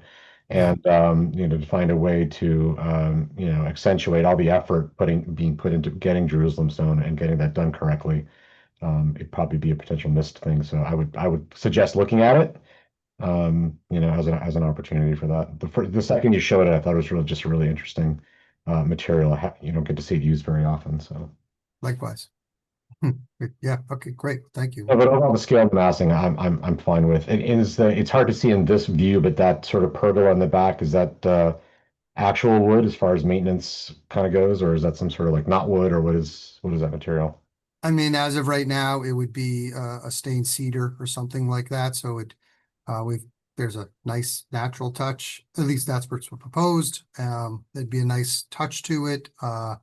Brings in a nice look. It won't gray over time the way we want, but that's where we're at right now. I mean, going to something that's not real, like an aluminum system, I hate to mention cost in such an early stage, but it's a sizable building, so we are trying to be conscious of all aspects, and cost is realistically one of them early on. So that's the plan right now, is that it would be a stained wood. And my last comment would be, I think up on these upper level roof deck components, as much as you have the wire rail and those opportunities, which are always great, you may want to consider, even if it's some low level planting along the edge, only because folks that are on the ground level sort of do look up when they're away, whether on Central or other areas. Just from a visibility perspective, if you're doing something up there and it's very visible, maybe it's just on one side or something, it might be just worth looking at. Yeah, great suggestion. That's all I got. Okay, thanks, Harold. Steve? I have no other comments at this time. Okay, Susan? You're muted, Susan.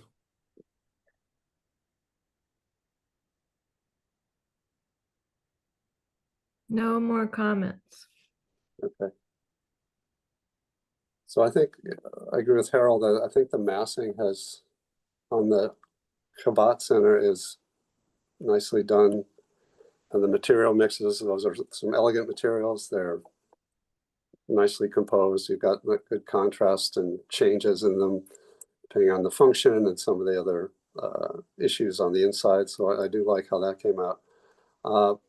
My only comments on the residence are that it's really massive, given that third floor storage space. So if there's any ability to shrink that somewhat and get more of a 2-story mass mixed in with that for instance, that north elevation and the west elevation, that I think that would be good for the building. It gets to be a pretty big block back in that rear corner.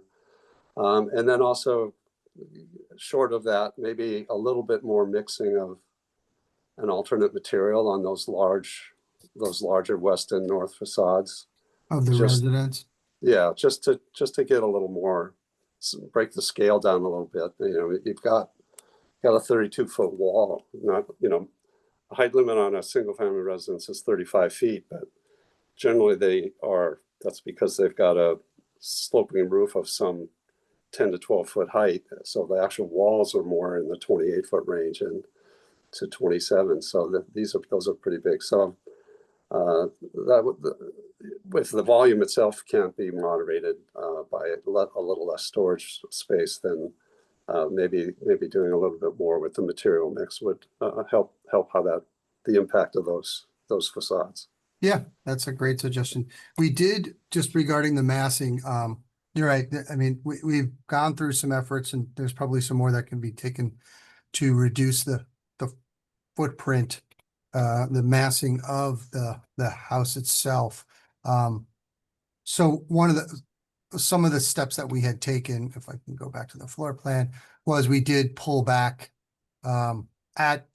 we need stairs to get up to the third floor, but we did pull back over the garage and over the rabbi's office and bedroom above that, so that it does step back a little bit from the perspective of those coming into the site and around. And so you're not looking at 2-3-story walls as we come on the drive between them. But yeah, no, I the think north side you're right, so, is 3 stories tall. But yeah, to a degree that some of that approach can be implemented on the other two. I think it would make the building cohesive all the way around. Mm-hmm. Okay. All right. So I don't know what your schedule is. Are you scheduled for the planning board at some point in the future, or do you know? We don't have a date at this point, but we think we'll be filing imminently. Okay. And Mark, sorry, one last thing just for Alan. I just noticed it because you brought up a really good point, Mark, on the residential building. And Alan, something to consider is, like, obviously you're trying to do a really good job trying to make these two buildings talk to each other a little bit. So I think just paying attention to that, at some point you don't want to feel like you live in a commercial building, right? So it's just, even though some of those details are coming across, it'd be all right. So I like kind of Mark's point, like if this line is going to be here, playing with a little bit of pop-up height. I'm not saying to make anything taller. Actually, I'm saying maybe make something smaller. So some of these ins and outs that you've gone to length with to kind of create, that sort of scenario here, it may help bring some of the scale down because of the thickness of some of these parapets, and that's what's giving it that very sort of commercial feel. Yeah. So you might just want to consider that, and whether there's greens and growies here, that's obviously up to you guys. But I feel that might help bring the residential scale down, so you don't feel like you're living in another commercial building. Okay. That's it. I just want to chime in and say that from the south side, at least, the house is way behind the wetlands, so it's more set back. So at least from some perspective, it's going to be less visible and less. It's going to be kind of in a corner, kind of all by it. So I'm just saying, it's something to consider. Yeah, that's a good point. Yeah, there's nothing behind the house on that west side. So, but in front of the house, I'm saying from the east, it's going on the east side. There's going to be a whole big patch of wetlands. You're not going to see. It's going to be very kind It's of gonna be a little bit hidden. hidden. Yeah. And the reason we wanted the storage there with the attic is because there's a basement, so. Yep. That's a good point. Okay. All right. Well, we have another project, so we're going to wrap this up unless there are any other comments. We appreciate you coming in and giving us a thorough review of this. And I'm sure as you go through the rest of the process, if there's any other questions that the other boards ask, we're happy to speak with you again if you need to. Thank you very much. We appreciate your time. Thank you. Thank you. Nice to meet you all. Bye.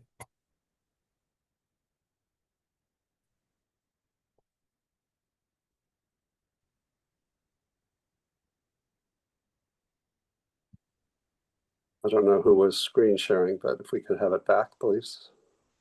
Is that Alan?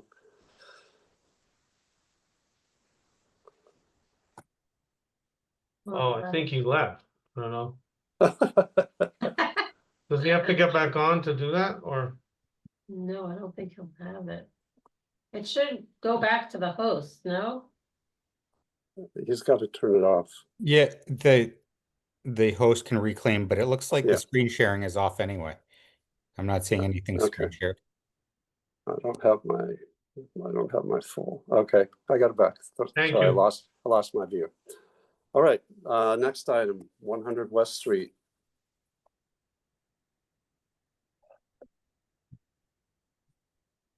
Thanks for waiting. Hi, Tim, come on in. All right, so Tim Beinart and our team will be the one sharing. So if maybe just up front we could Okay, do that housekeeping matter. go ahead. So thank you, Mr. Chair, members of the board. For the record, Tim Sullivan of Goulston and Stores here on behalf of the 100 West Street project. So the property, which people are probably familiar with, is owned by Welltower. Welltower is generally in the business of developing and owning senior communities. Welltower has an agreement with Greystar to be the developer of the site for multifamily housing under the new MBTA communities zoning for the parcel. So I'm joined tonight by Tim Beinart and Will Harned from Greystar. I'll pass it over to Tim in just a minute, and he can introduce the rest of the design team. But just by way of background on the site and the zoning, so 100 West, as I mentioned, I think people are familiar with. It's been underutilized. It's been planned for senior living for many years that has never come to be. Zoning and special permits that were issued, and it just didn't come to fruition. As I'm sure people are also familiar, the town has gone through a very, very extensive rezoning effort, a public engagement process to adopt the new MBTA zoning, which allows multifamily. Many, many months of public hearings and public workshops and 2 town meetings, resulting in zoning, multifamily zoning to comply. This site was in all of them, really generally at the same density. The new zoning's now final. It's been approved by the Attorney General. And as you'll see as we go through this, Greystar is proposing a project that falls within the as of right scenario that was developed by Hone and the planning board and the many hours of refining that. So the site plan is compliant. It's 189 units. It's 3 stories. It's about a 1.1 FAR, utilizes the same curb cuts out there today, compliant setbacks, open space, and all that. So this is an as of right project under the new MBTA communities. We've applied to the planning board. We're starting that process with a public hearing that commences next Tuesday, the 16th. And we'll work through the process with them. So we're excited to be here. As a resident myself, I think this is really a great example on the MBTA communities utilizing a site that's been planned for development. So we're excited to go through it to get your feedback, and that's some background. So unless there's questions, I would pass it off to Tim to introduce the design team and walk through the project. Okay, go ahead. Thanks. Great, thank you.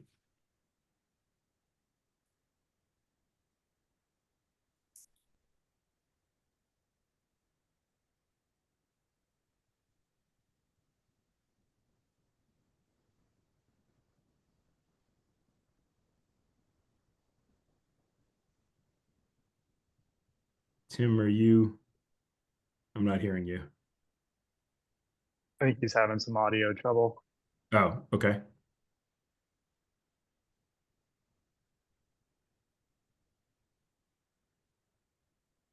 Tim, do you want me to take introduction while you're getting the headset going? Yeah, sorry. Can you guys hear me now? There we go. Yeah. All right. Sorry. We need the We headset. lost you. We Put the lost headset you back again, on. Tim. How about now? Yep. All right, great.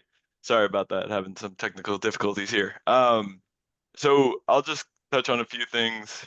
First, an overview of Greystar, then I'll introduce the project team, and then just wanted to share a few thoughts on the site and then the project before I pass it over.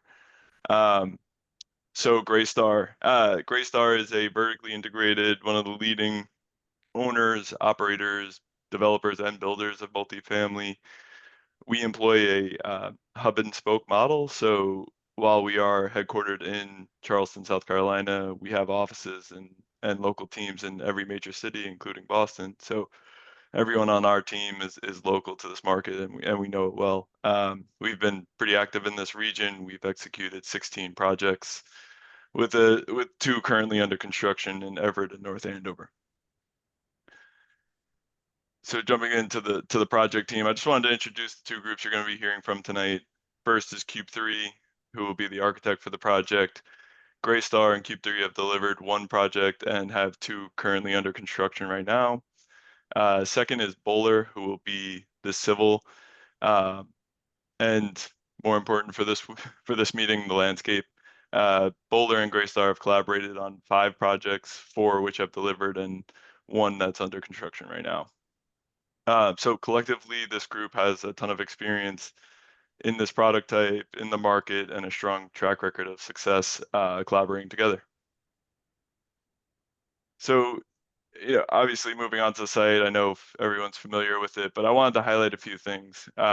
First, obviously, is the transit-oriented nature of the site being across the street from the train station. The second is the walkability of the site. There's, the Trader Joe's, Starbucks, CVS, Blue on Highland. So the way that we viewed the site is future residents will be able to live in a suburban setting without sacrificing the convenience of what's typically provided in urban settings. And then lastly, it's a unique transition point. So going from north to south, you're really moving from a commercial to a residential, setting. And so as you'll see on the next few slides, we've tried to be thoughtful in our design to maximize the location, but also to fit within the context of the greater surrounding area. Tim touched on a few of this earlier, but I just wanted to kind of highlight what we're proposing here, and then I'll kick it over to Tom at Cube 3. So 189 units, 3-story wood frame, slab on grade, surface parked, differentiated setbacks to really create an articulation and some depth on the site. And then, what we really would like to highlight is the direct access units on the ground floor, which we think is going to create a boutique feel, but also really activate Highland Street. So with all that said, I'd like to turn it over to Tom at Cube 3 to take us through the architecture. I'm going to let him share. Tom, can you? Yeah, that's fine. All right, great. Can I give this back? I'll just steal it from here, right? Perfect.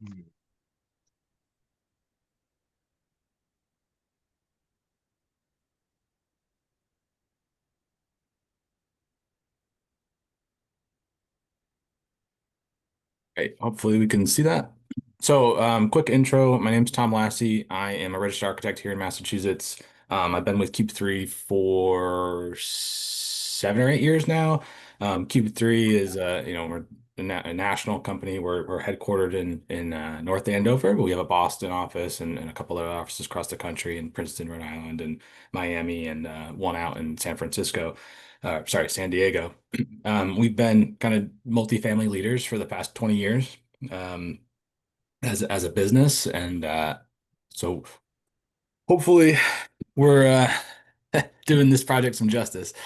As Tim mentioned, this project is in the multifamily residential district. That district does have a 70% frontage on Highland Ave requirement, so that's why we see a lot of wall up on the setback here.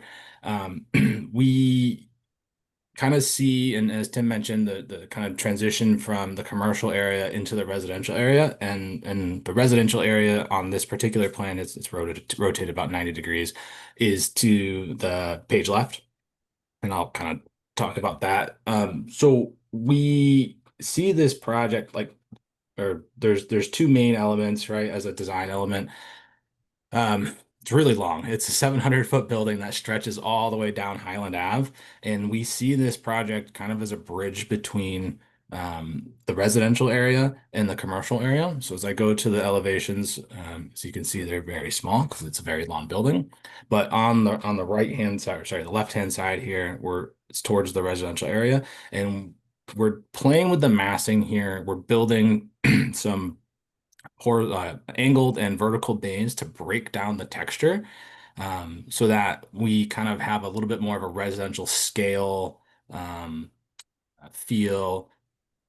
Approach it from the pedestrian level to create a pedestrian level experience with a lot of texture, and kind of varying across. And then we, at the main building entrance here, kind of pretty much in the middle of the building, is where we kind of swap to a little bit larger of a texture, to respond to the commercial area.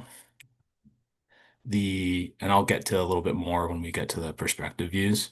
As we kind of wrap the corner on West Street, we have up here, this view is kind of wrapping the corner. So it's continuing the kind of, I guess, residential or the commercial scale, and transitioning back into a residential scale on the back end of the building. So that's this elevation here. So we're wrapping the corner, we have the wood look, and then we're wrapping kind of down, creating the bays again to tie back onto the Highland Ave. We kind of really see this as essentially two buildings that meet in the middle. And it's one of the design strategies to kind of break it down that way. We're creating this this kind of wood look base that will set the building up. And then just flip to the elevations. On Highland, this is the corner of the kind of where the curb cut is towards the residential area, and then this is the south end of the building on Highland. Now we're looking north towards West Street.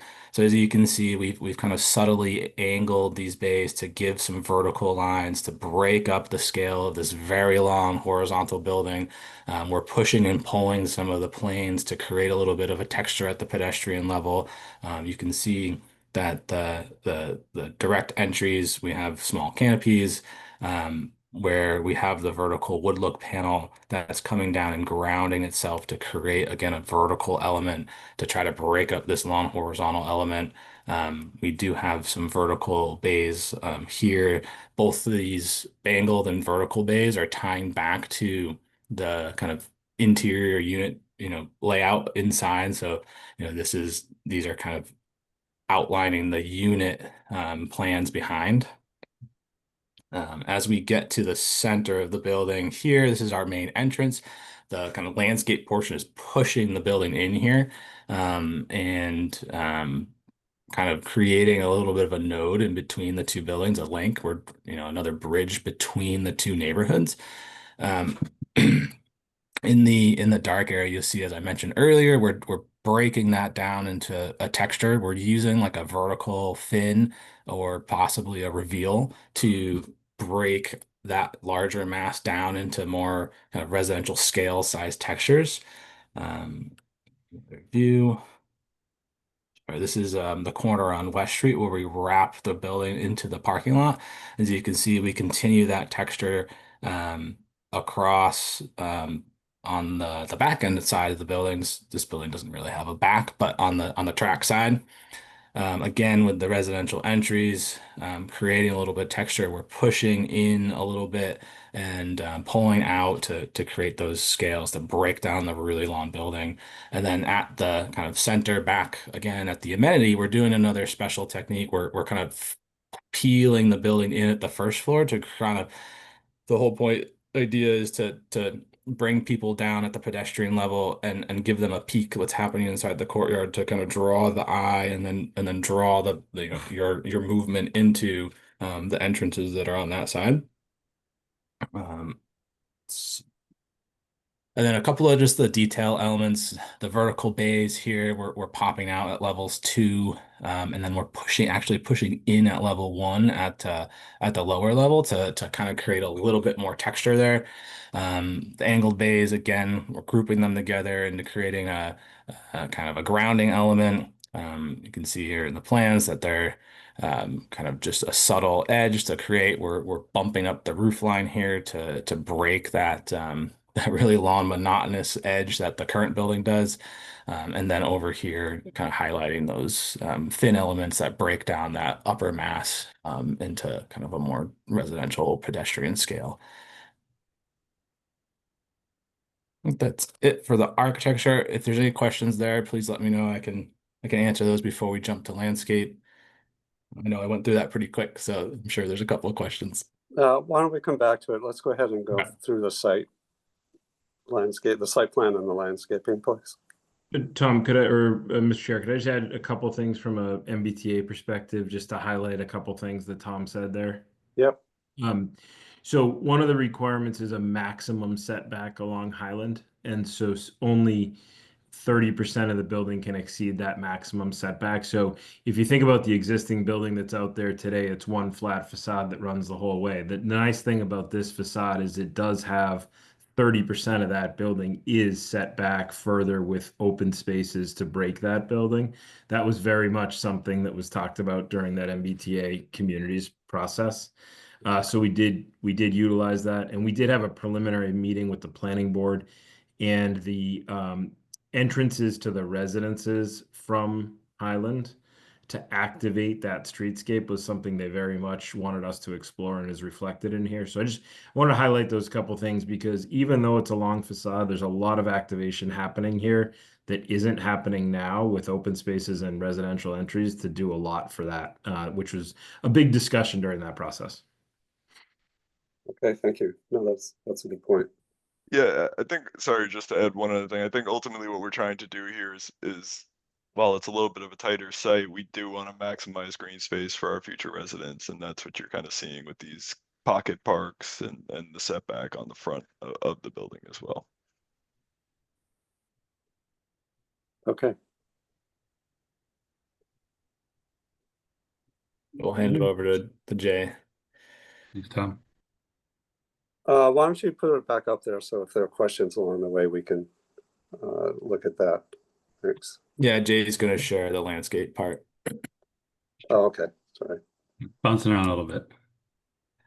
All right. Good evening, everybody. My name is Jay Emperor. I'm a registered landscape architect with Bowler in downtown Boston. Bowler has 40 offices up and down the East Coast. My 7.5 years at Bowler has been focused on New England, particularly Eastern Massachusetts. Had the opportunity to work on several projects with both the Greystar team and Cube 3. So we're looking forward to bringing this one to fruition, utilizing all of our learned experiences together. So I'm just going to highlight some of the green spaces surrounding the building. The plan here, I'll focus on the entry. That kind of is the break between the two building masses that Tom mentioned. So that will be a welcoming space. The main lobby will be there. So that'll be a courtyard with seat walls and vegetation, fire element to kind of highlight that for any residents that want to use the space. Slight grade change, so there'll be a couple of steps, but we'll also have a slight sloped walkway, not a ramp, but that would connect from the street up to the main door. So a very welcoming space. A light spilling out from the amenity spaces inside the building, as well as lighting of the landscape through bollards and downlighting of the trees. That's similar in scale to this space here. So you can see articulation of walkways, seating areas, potentially some movable furniture in there as well for the residents to use. So as we move to the north, the larger green space along Highland Street, kind of a front lawn, front yard, again, with all of the units opening, ground floor units opening onto the space, be very welcoming, kind of a neighborhood feel. So you can walk to your unit and see your neighbors. There'll be small seating areas and walkways in front of each ground level unit. So you can imagine those around this space. Then the lawn panel could be used for Adirondack chairs, movable chairs, passive lawn games. And then there's also a few seating areas there. But that opens up nicely onto Highland Street. And you can imagine walking along Highland Street and seeing that green space would be welcoming and a nice relief. The edge of the building, the street trees, if you will actually be on the inboard side of the sidewalk, so along the building facade. So the sidewalk will be contiguous with the planting and trees against the building. That would kind of continue again onto West Street. So a few units open out onto there, access point for the building itself, egress, and then a planting strip there. Just trying to get everybody out of the way there. So some of these images you can, these on the right, kind of the feel of this lawn area, again, just a kind of welcoming lawn. We're still developing the plant palette, so aim of having a majority native trees, perennials, shrubs around the perimeter of the building and throughout the site. So we'll continue to develop that, but that's the goal for some diversity of the vegetation. Moving to the west courtyards, these are facing west. These are a little bit more focused for the residents. They face the parking lot, but the space here on the right opens up into the main amenity area of the building. So that one would have some grills, fire pits, a TV, fireplace with a few TVs. So you can imagine grabbing your friends and going out there. If you're hanging out inside, you'd spill out there. Pergola, a small lawn for cornhole or lawn games. And again, these ground floor units opening out into the space to give it a little bit of an activation. So again, looking at these images around, you can imagine some tables for group seating, the lawn games, the fire pit, and the TVs. And then the courtyard on the left, a little bit more in scale of this image here. So a pergola with some dining tables, units surrounding it, and then a few co-working areas. So dining or co-working areas, but probably no grills in here. So it'd be a little bit more of a passive space, but maybe you grab your laptop and you come out here and work during the day. Just a comfortable space to hang out in. And then this image kind of shows, I guess, the scale of the streetscape treatment. So we'd have the sidewalk along Highland, and then the trees in board of that with the walkways to the units. So about that width there. And then lastly, the park on the south end of the site, utilizing the existing green space there, a walkway through there for residents, adjacent neighbors, some picnic tables, benches, just again, a passive space, walk your dog through here. Play area, we do have to have a decent amount of bike racks. So the bike racks would be located out here again to activate this space, and they're close to the building. A dog play area here that's this open space, and then potentially a community garden that would be fenced off. Utilizing the existing vegetation as much as possible, and then a perimeter of wildlife seed mix just to have a buffer. Again, this is to activate this with some passive uses, and then be respectful of the adjacent neighbors and the neighbors throughout the area. So with that, I think I'll turn it back over to Tim for any more questions. So I think, I guess either Tim, I'll jump in. So Sorry. I think that's really that's our overview. We're happy to answer any questions at this point. We're all available for anything. Okay. What else? Why don't we start? Steve? Well, I like what you did on Highland Avenue, breaking up that big space. It doesn't look like one big Soviet bloc architecture building, like a giant wall. That looks great, and it looks like you put a lot of effort into the greenery, which I think is very important to make it a little more just comfortable. Questions like in back where you have the recreation space facing the parking, is there any type of buffer or anything there? Or does it go like right into the parking where the cars park? So we do have the parking would be headed in facing the building, so the driveway would be here. But this edge, this is the storage, the bike rack storage. The other area is fairly open. That could be a little bit more planted as a nice buffer between the cars in the park. And street lighting, other than ground lighting, what do you have plans for, like street lights or? We do. We actually have a full photometrics plan developed. So we'll have full coverage for the parking and the courtyard areas. The park area probably be low lighting bollards at most because we don't want to overlight that. But we would look at accent lighting and some additional lighting in the courtyards. Okay. I don't have any other questions at this time. Do you have examples of the type of lights you're proposing, say, in the parking lot and along the open areas in Highland? I do. I don't have that right now, but we could show that. Yeah. Okay. We Yeah, we ran full photometrics, so we have light fixtures selected. Okay. I can't see the roster, Lisa. Did Felix come back? Yes, I'm here. Okay, go ahead. I've been here the whole Okay. time. Good. So go ahead. Do you have any questions or comments? I mean, this project is a long time coming. They're going to have a lot of discussions in the future. So I don't know how much I can add to this that they haven't already thought up and addressed. Okay, for now. Let's see if anything comes up that sparks your a comment for you. Susan? Yeah. Well, I guess I would start off with wow. I've lived here a long time, and that looks really exciting to see the transformation of the big long brick block to something like this. What you've presented seems, I mean, it has a lot of detail, but in some areas somewhat conceptual, and I'm not sure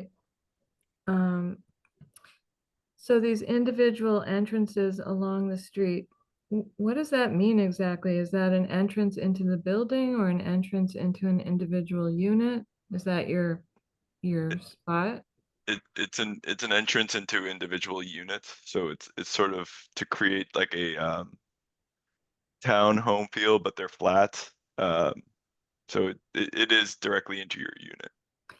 So I guess I was a little confused about like the photographs versus this image here. I know we're looking at the architecture. Are there sort of walled in garden entrances that go in front of these doors? I'm a little, So there would be maybe I'm not sure the dimensions are offhand, but maybe a 4x8 patio outside the door, and then a small walkway to the public sidewalk. Then the area between those walks, between the units, would be heavily planted. okay. Right, so that will soften and make more homey the entrances, because it's looking a little barren. Yeah.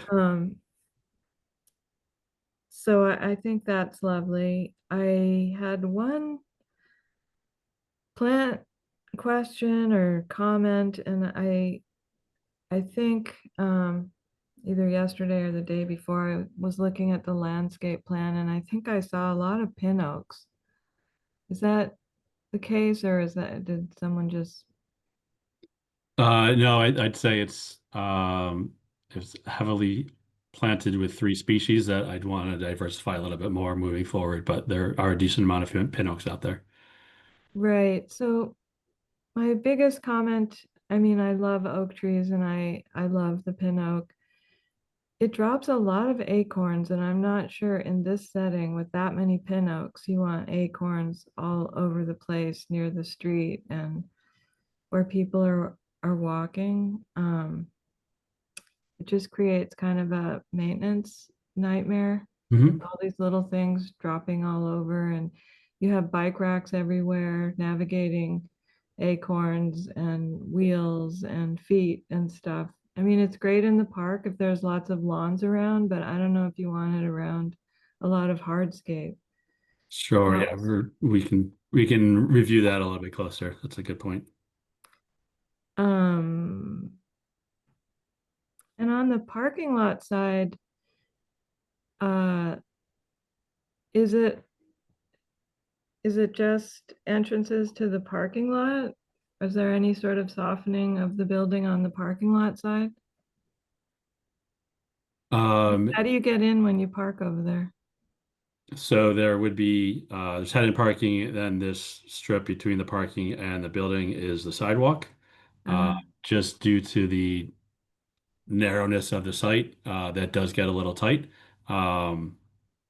But that, to Tom's point, where, we're using some of the architecture to bring you into the building. This is a little, probably narrower than we would typically see.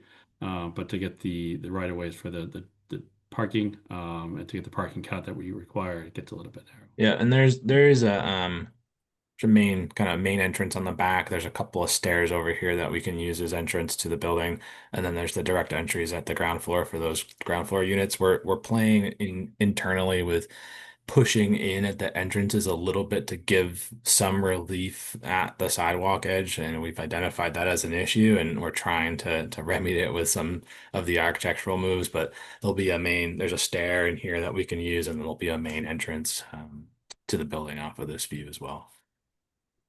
And I do see kind of a a ghosted tree, but the views of the upper units towards the rail, are they screened?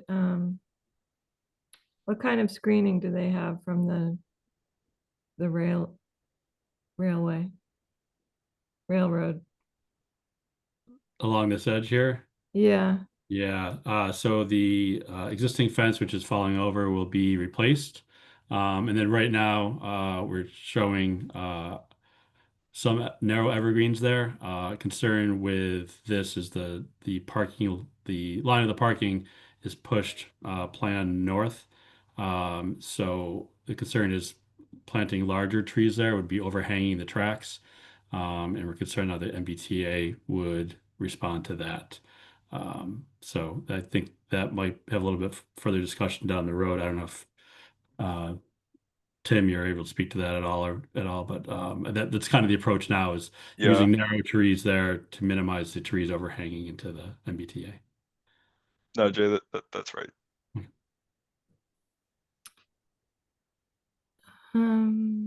I think at the moment I don't have any other comments. I love the community garden. I know you have a lot of parking, but I guess you need to do that. Yeah. So I really like, this photo on the left of this diagram here, I think nicely softens the front of the building with the scalloped beds versus a long track of beds. So any way that you can kind of soften some of the angles would be a nice contrast. But I think it's really lovely. I just love it. I can't wait. Thank you. All right, thanks. Thanks, Susan. Harold? Hey, everybody. So I have questions on a few things. If you can go to like the Highland Ave render side first. Yeah, sure. I think, Tom, you were kind of alluding that at some point you guys were looking at some of the recesses of these entrances as a potential, which I think is actually a really good idea if you guys can get there. And I think some of what Susan was talking about is just sort of the fact that you might have some shrubs and you might have this thing up front, you might have some more shrubs again. But I think of it as like if I'm living there and I kind of come out of my front door and all of a sudden like clunk, I'm like kind of like right in front of that sidewalk and bikes and strollers and things, that it doesn't seem like even a 4x8 chunk of patio is sort of buffer enough. Kind of feels like, you're encroaching on where I live very, very quickly, just from an emotional perspective. So I like the idea that these doors are, a little bit more recessed. I think that would be helpful. Because I guess, if you're on Com Ave or if you're on Marlborough Street, that sort of buffer is really kind of helpful to get everybody that front lawn. We're not as urbane as that, but I think there's definitely a fair amount of pedestrian traffic, like you were saying, given the grocery store, given the Starbucks and everything else, and people commuting up and down Highland Ave to get to the train station, that there could be that sense of like, I'm walking right out of my house and right onto the sidewalk. So that's one thing. the other is I kind of like the way you guys are breaking it up with the materiality. I struggle, and this is probably more of a personal thing. I struggle with like white as a tone. I know when you look at a regular good old colonial house along Highland Ave, you can find a million examples of white. But I think when you're looking at a more dense multifamily situation, it can be kind of tough. And if you go to the I can't remember which slide it was, there was one that you have like the elevation of the full block.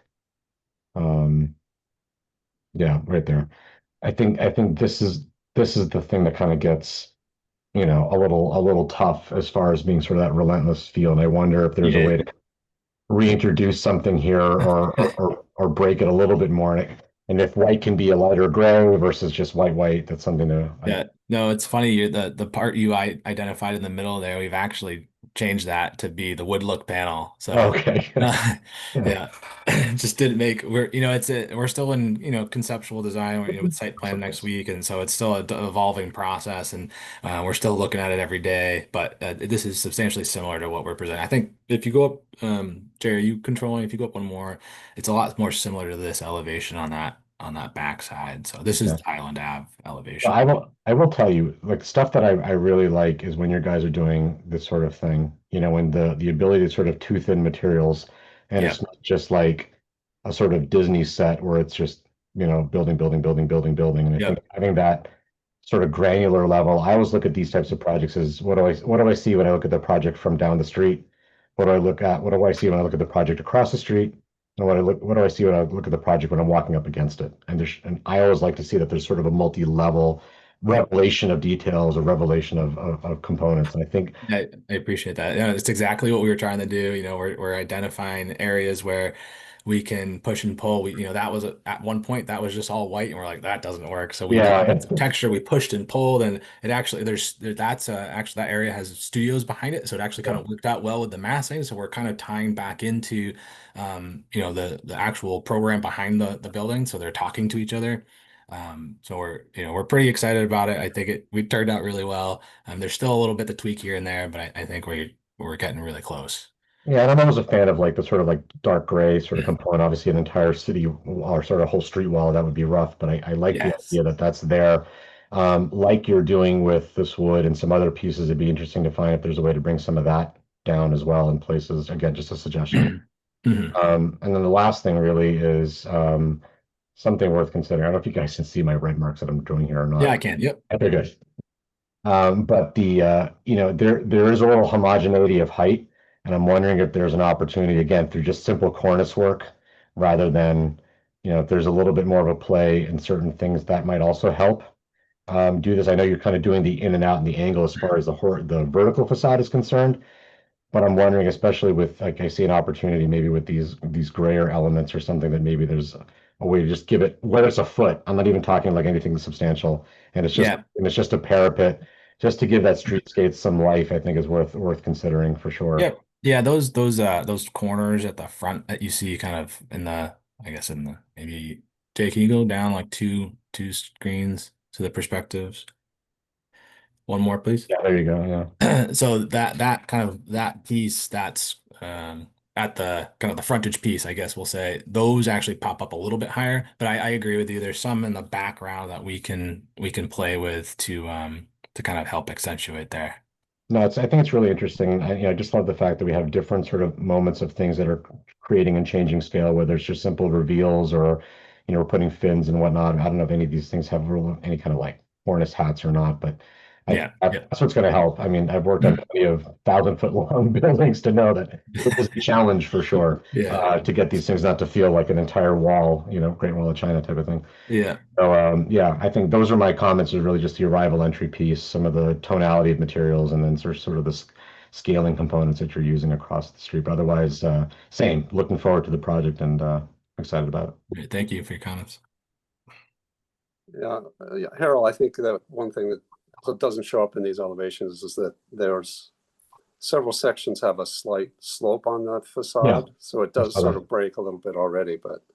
But yeah, as the more that does that to minimize the sort of 750-foot wall. But I think the mix of materials and the in and out is helpful, and the fact that it's not just always straight in and straight out, that there's some angles involved in it, I think will help.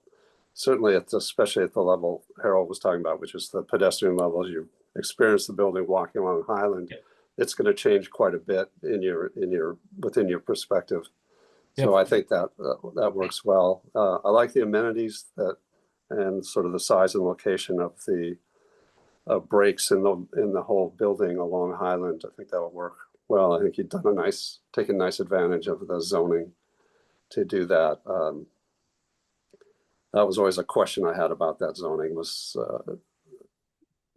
the goal to make it all along the street so strict, and it could lead to what we have there now rather than what you're proposing. So I think that works well. And I had the similar comment that Susan did on those entrances, especially on the train side, if there's a way to make them a little more forgiving rather than opening up to hit somebody's bumper in the parking space. To the degree you can manage that, I think it would help the residents within that space. And then the other comments are sort of on the parking. There's not a lot of landscaping. And I understand that the abutter is a train track, but it's really more of the experience of driving through the parking lot when I come home and having, 50 spaces in a row just there without some break. Is there a way to, I know you've got parking requirements that you've got to meet, but rather than just taking like one bay of parking space and making it, can you cluster it and make a bigger chunk and then go 30, 40 spaces rather than just go 15 in an island, 15 in an island, the way to kind of approach it the way you approach the building, which is sort of a big space, a little space, and then a long series of wall, just to more again of the experience of the people using it than the abutter. I realize you can't really screen given the size of the site. It's difficult to create any sort of trees there. The MBDA will come and cut them down in the middle of the night. You won't even know. So I know that why you're limited along that perimeter, but maybe just a little bit of more thought on how to soften that long parking lot, whether it's through a variety of sort of islands or sizes or something like that might be beneficial. And the upgrades to that end, and the fact that you aren't having cars facing that residential single family house on the south, I think that's really well done. That's a real positive way to approach that. And I think that I don't think that we've seen several proposals for renovating this building over time, and no one ever really took that into account very well. And I think that so I thought their layout was really good. And the planning board has been pushing for years to get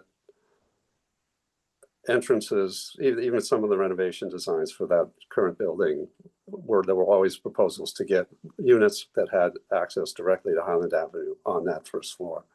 And I think that should be a real nice selling point for you. I don't know how often you've done this in your other projects, but that's a real nice feature for people living in that kind of area. I think that'll be a really good benefit and generous, and it'll be desirable. So overall, I think it's good. I think you've gotten some other good comments from the board. So good luck going forward. I didn't realize you were going that quickly to the planning board, but at some point we will have notes to them, but not by next Tuesday. Well, thank you. We really appreciate the time. We know it was a long meeting, and we appreciate the input very much. Well, we appreciate you waiting. Sometimes we have difficult ones. One quick question. I'm just curious. You gave number of units. How many are 1 or 2 bedroom? What's the breakup? So it is going to be, sorry, I have it here. I wish I was good enough to remember off the top of my head. Was it 16% studios, 44% 1-beds, 31% 2-beds, and 9% 3-beds. Oh, okay. So yeah, it's crossing the spectrum, a little bit heavier on the smaller units, but trying to hit a wide range of residents. May I ask one more question when you're done? Go ahead. The area in the parking lot that's next to the railroad, how wide is that little strip there? How much space do you have to plant? I believe approximately 5 feet, maybe. That's pretty narrow. Is it possible to build like a planter, beautiful planter or something that was 3 or 4 feet high that you could I don't know, put bamboo or something in to get some height, and then you wouldn't feel like you're driving up to the edge of nothing. I'm just a thought. And it would give you some height and some ability to plant something in it that you could contain that could get some real height to screen some of that out for the residents. Mhm. And I think it would be pretty if it was a pretty stone or something, or horizontal wood or something like that. It would give it a nice edge and possibly mirror the building. Just a thought, a way to get Appreciate that. Yeah. something in there. And I had one more question. I promise I'll leave you guys alone. I just think of these things last minute, unfortunately. One is, along those entrances, that's one thing I forgot to mention is the entrances. I noticed that you have sort of a sconce. It might be worth looking at rather than lights that face out, that if those canopies are there, that there's lights that come down. So it's a better glow than just sort of coming at you, right? Because especially people walking across the street. And then the last one was, have you guys looked in, or do you plan on looking at sort of like heat island effect? That's a pretty big expanse of asphalt that's, giving off a fair amount of heat at the end of the day. And then to that end, are you guys looking at passive house or any other photovoltaics? Because I think for us in Needham, it'd be a great story to see a project of this size and magnitude and have a story that's sort of beyond itself from a sustainability perspective to really kind of shine through. I'm sure you guys may have talked about this before. I apologize if you have. But I think some of those ideas, if it's, I know the stretch code these days is a nightmare. No, But I can talk to a little bit, and I'll turn it over to Jay after to talk about the landscape part. But lights at entrances, I think what we're showing is just conceptual. I don't think we haven't figured it out yet. So it might be a sconce, it might be an uplight, downlight, it might be on the canopy. We're not sure. We're just showing something now for intent. Relating to sustainability, this is a passive house project because of the specialized code here in Needham. So it will be passive house, triple glazed windows, exterior insulation, all that good stuff. And Jay, I think there was a landscape question on the heat island, right, for the parking lot. Yeah. I'm gonna be the bad guy again. Just with the with the amount of with the space we need for parking. I think we're right at 1-to-1. We can definitely look at that. We're just very tight on the area where we can put trees to minimize that. I think that's we spent a lot of time, although it doesn't look like we've spent a lot of time on that particular item, just getting the trees where they are and trying to maximize landscape within the parking area. We'll continue to study that, but I understand your concern with that. It's a fair amount of asphalt, that's all. Okay. Anything else? All right, well, thank you. Thank Thanks. you. Yeah, thank Thanks, you, everyone. everyone. We appreciate it. And the next item, I keep losing my video here. Okay. Next time on the agenda is the minutes of Monday, August 11th.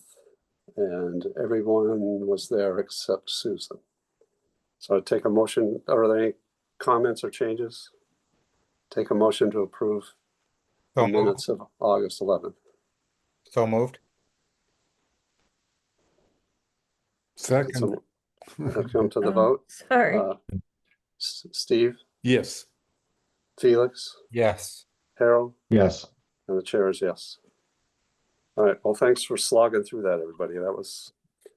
We might have to limit site plan reviews to one per meeting. But I knew that they were moving ahead with the MBTA quickly, and I wanted to get them through. So And Thanks for- just a quick note to everybody, I love you guys, but it's Haril, not Harold. Okay, that's what I wanted to ask you. Sorry. I was biting my tongue. All good. It was nice to meet you in person, by the way, Haril. Yeah, same Felix. And I like the guitar collection in the back. Oh, yeah. And Felix, I was going to joke with you because you teased me about the NFPA. I am not an architect. I don't know anything about that, but I did design the NFPA 101 life safety code. So I know about railings. Yes, and you are Smokey the dog. All right. Sparky. Everybody. I think I Oh, said Sparky. wait, Did I end of say the Motion to Smokey? adjourn. I'm tired. We want to go. It's late, everyone. Sparky. Motion to adjourn. So moved. Second. We come to the vote. Felix, Yes. Yes. Susan, Yes. Steve, Yes. Haril. Yes. Thank you. Chair is a yes. Bye. Good night, everybody. Good Good night. night. Right. Take care.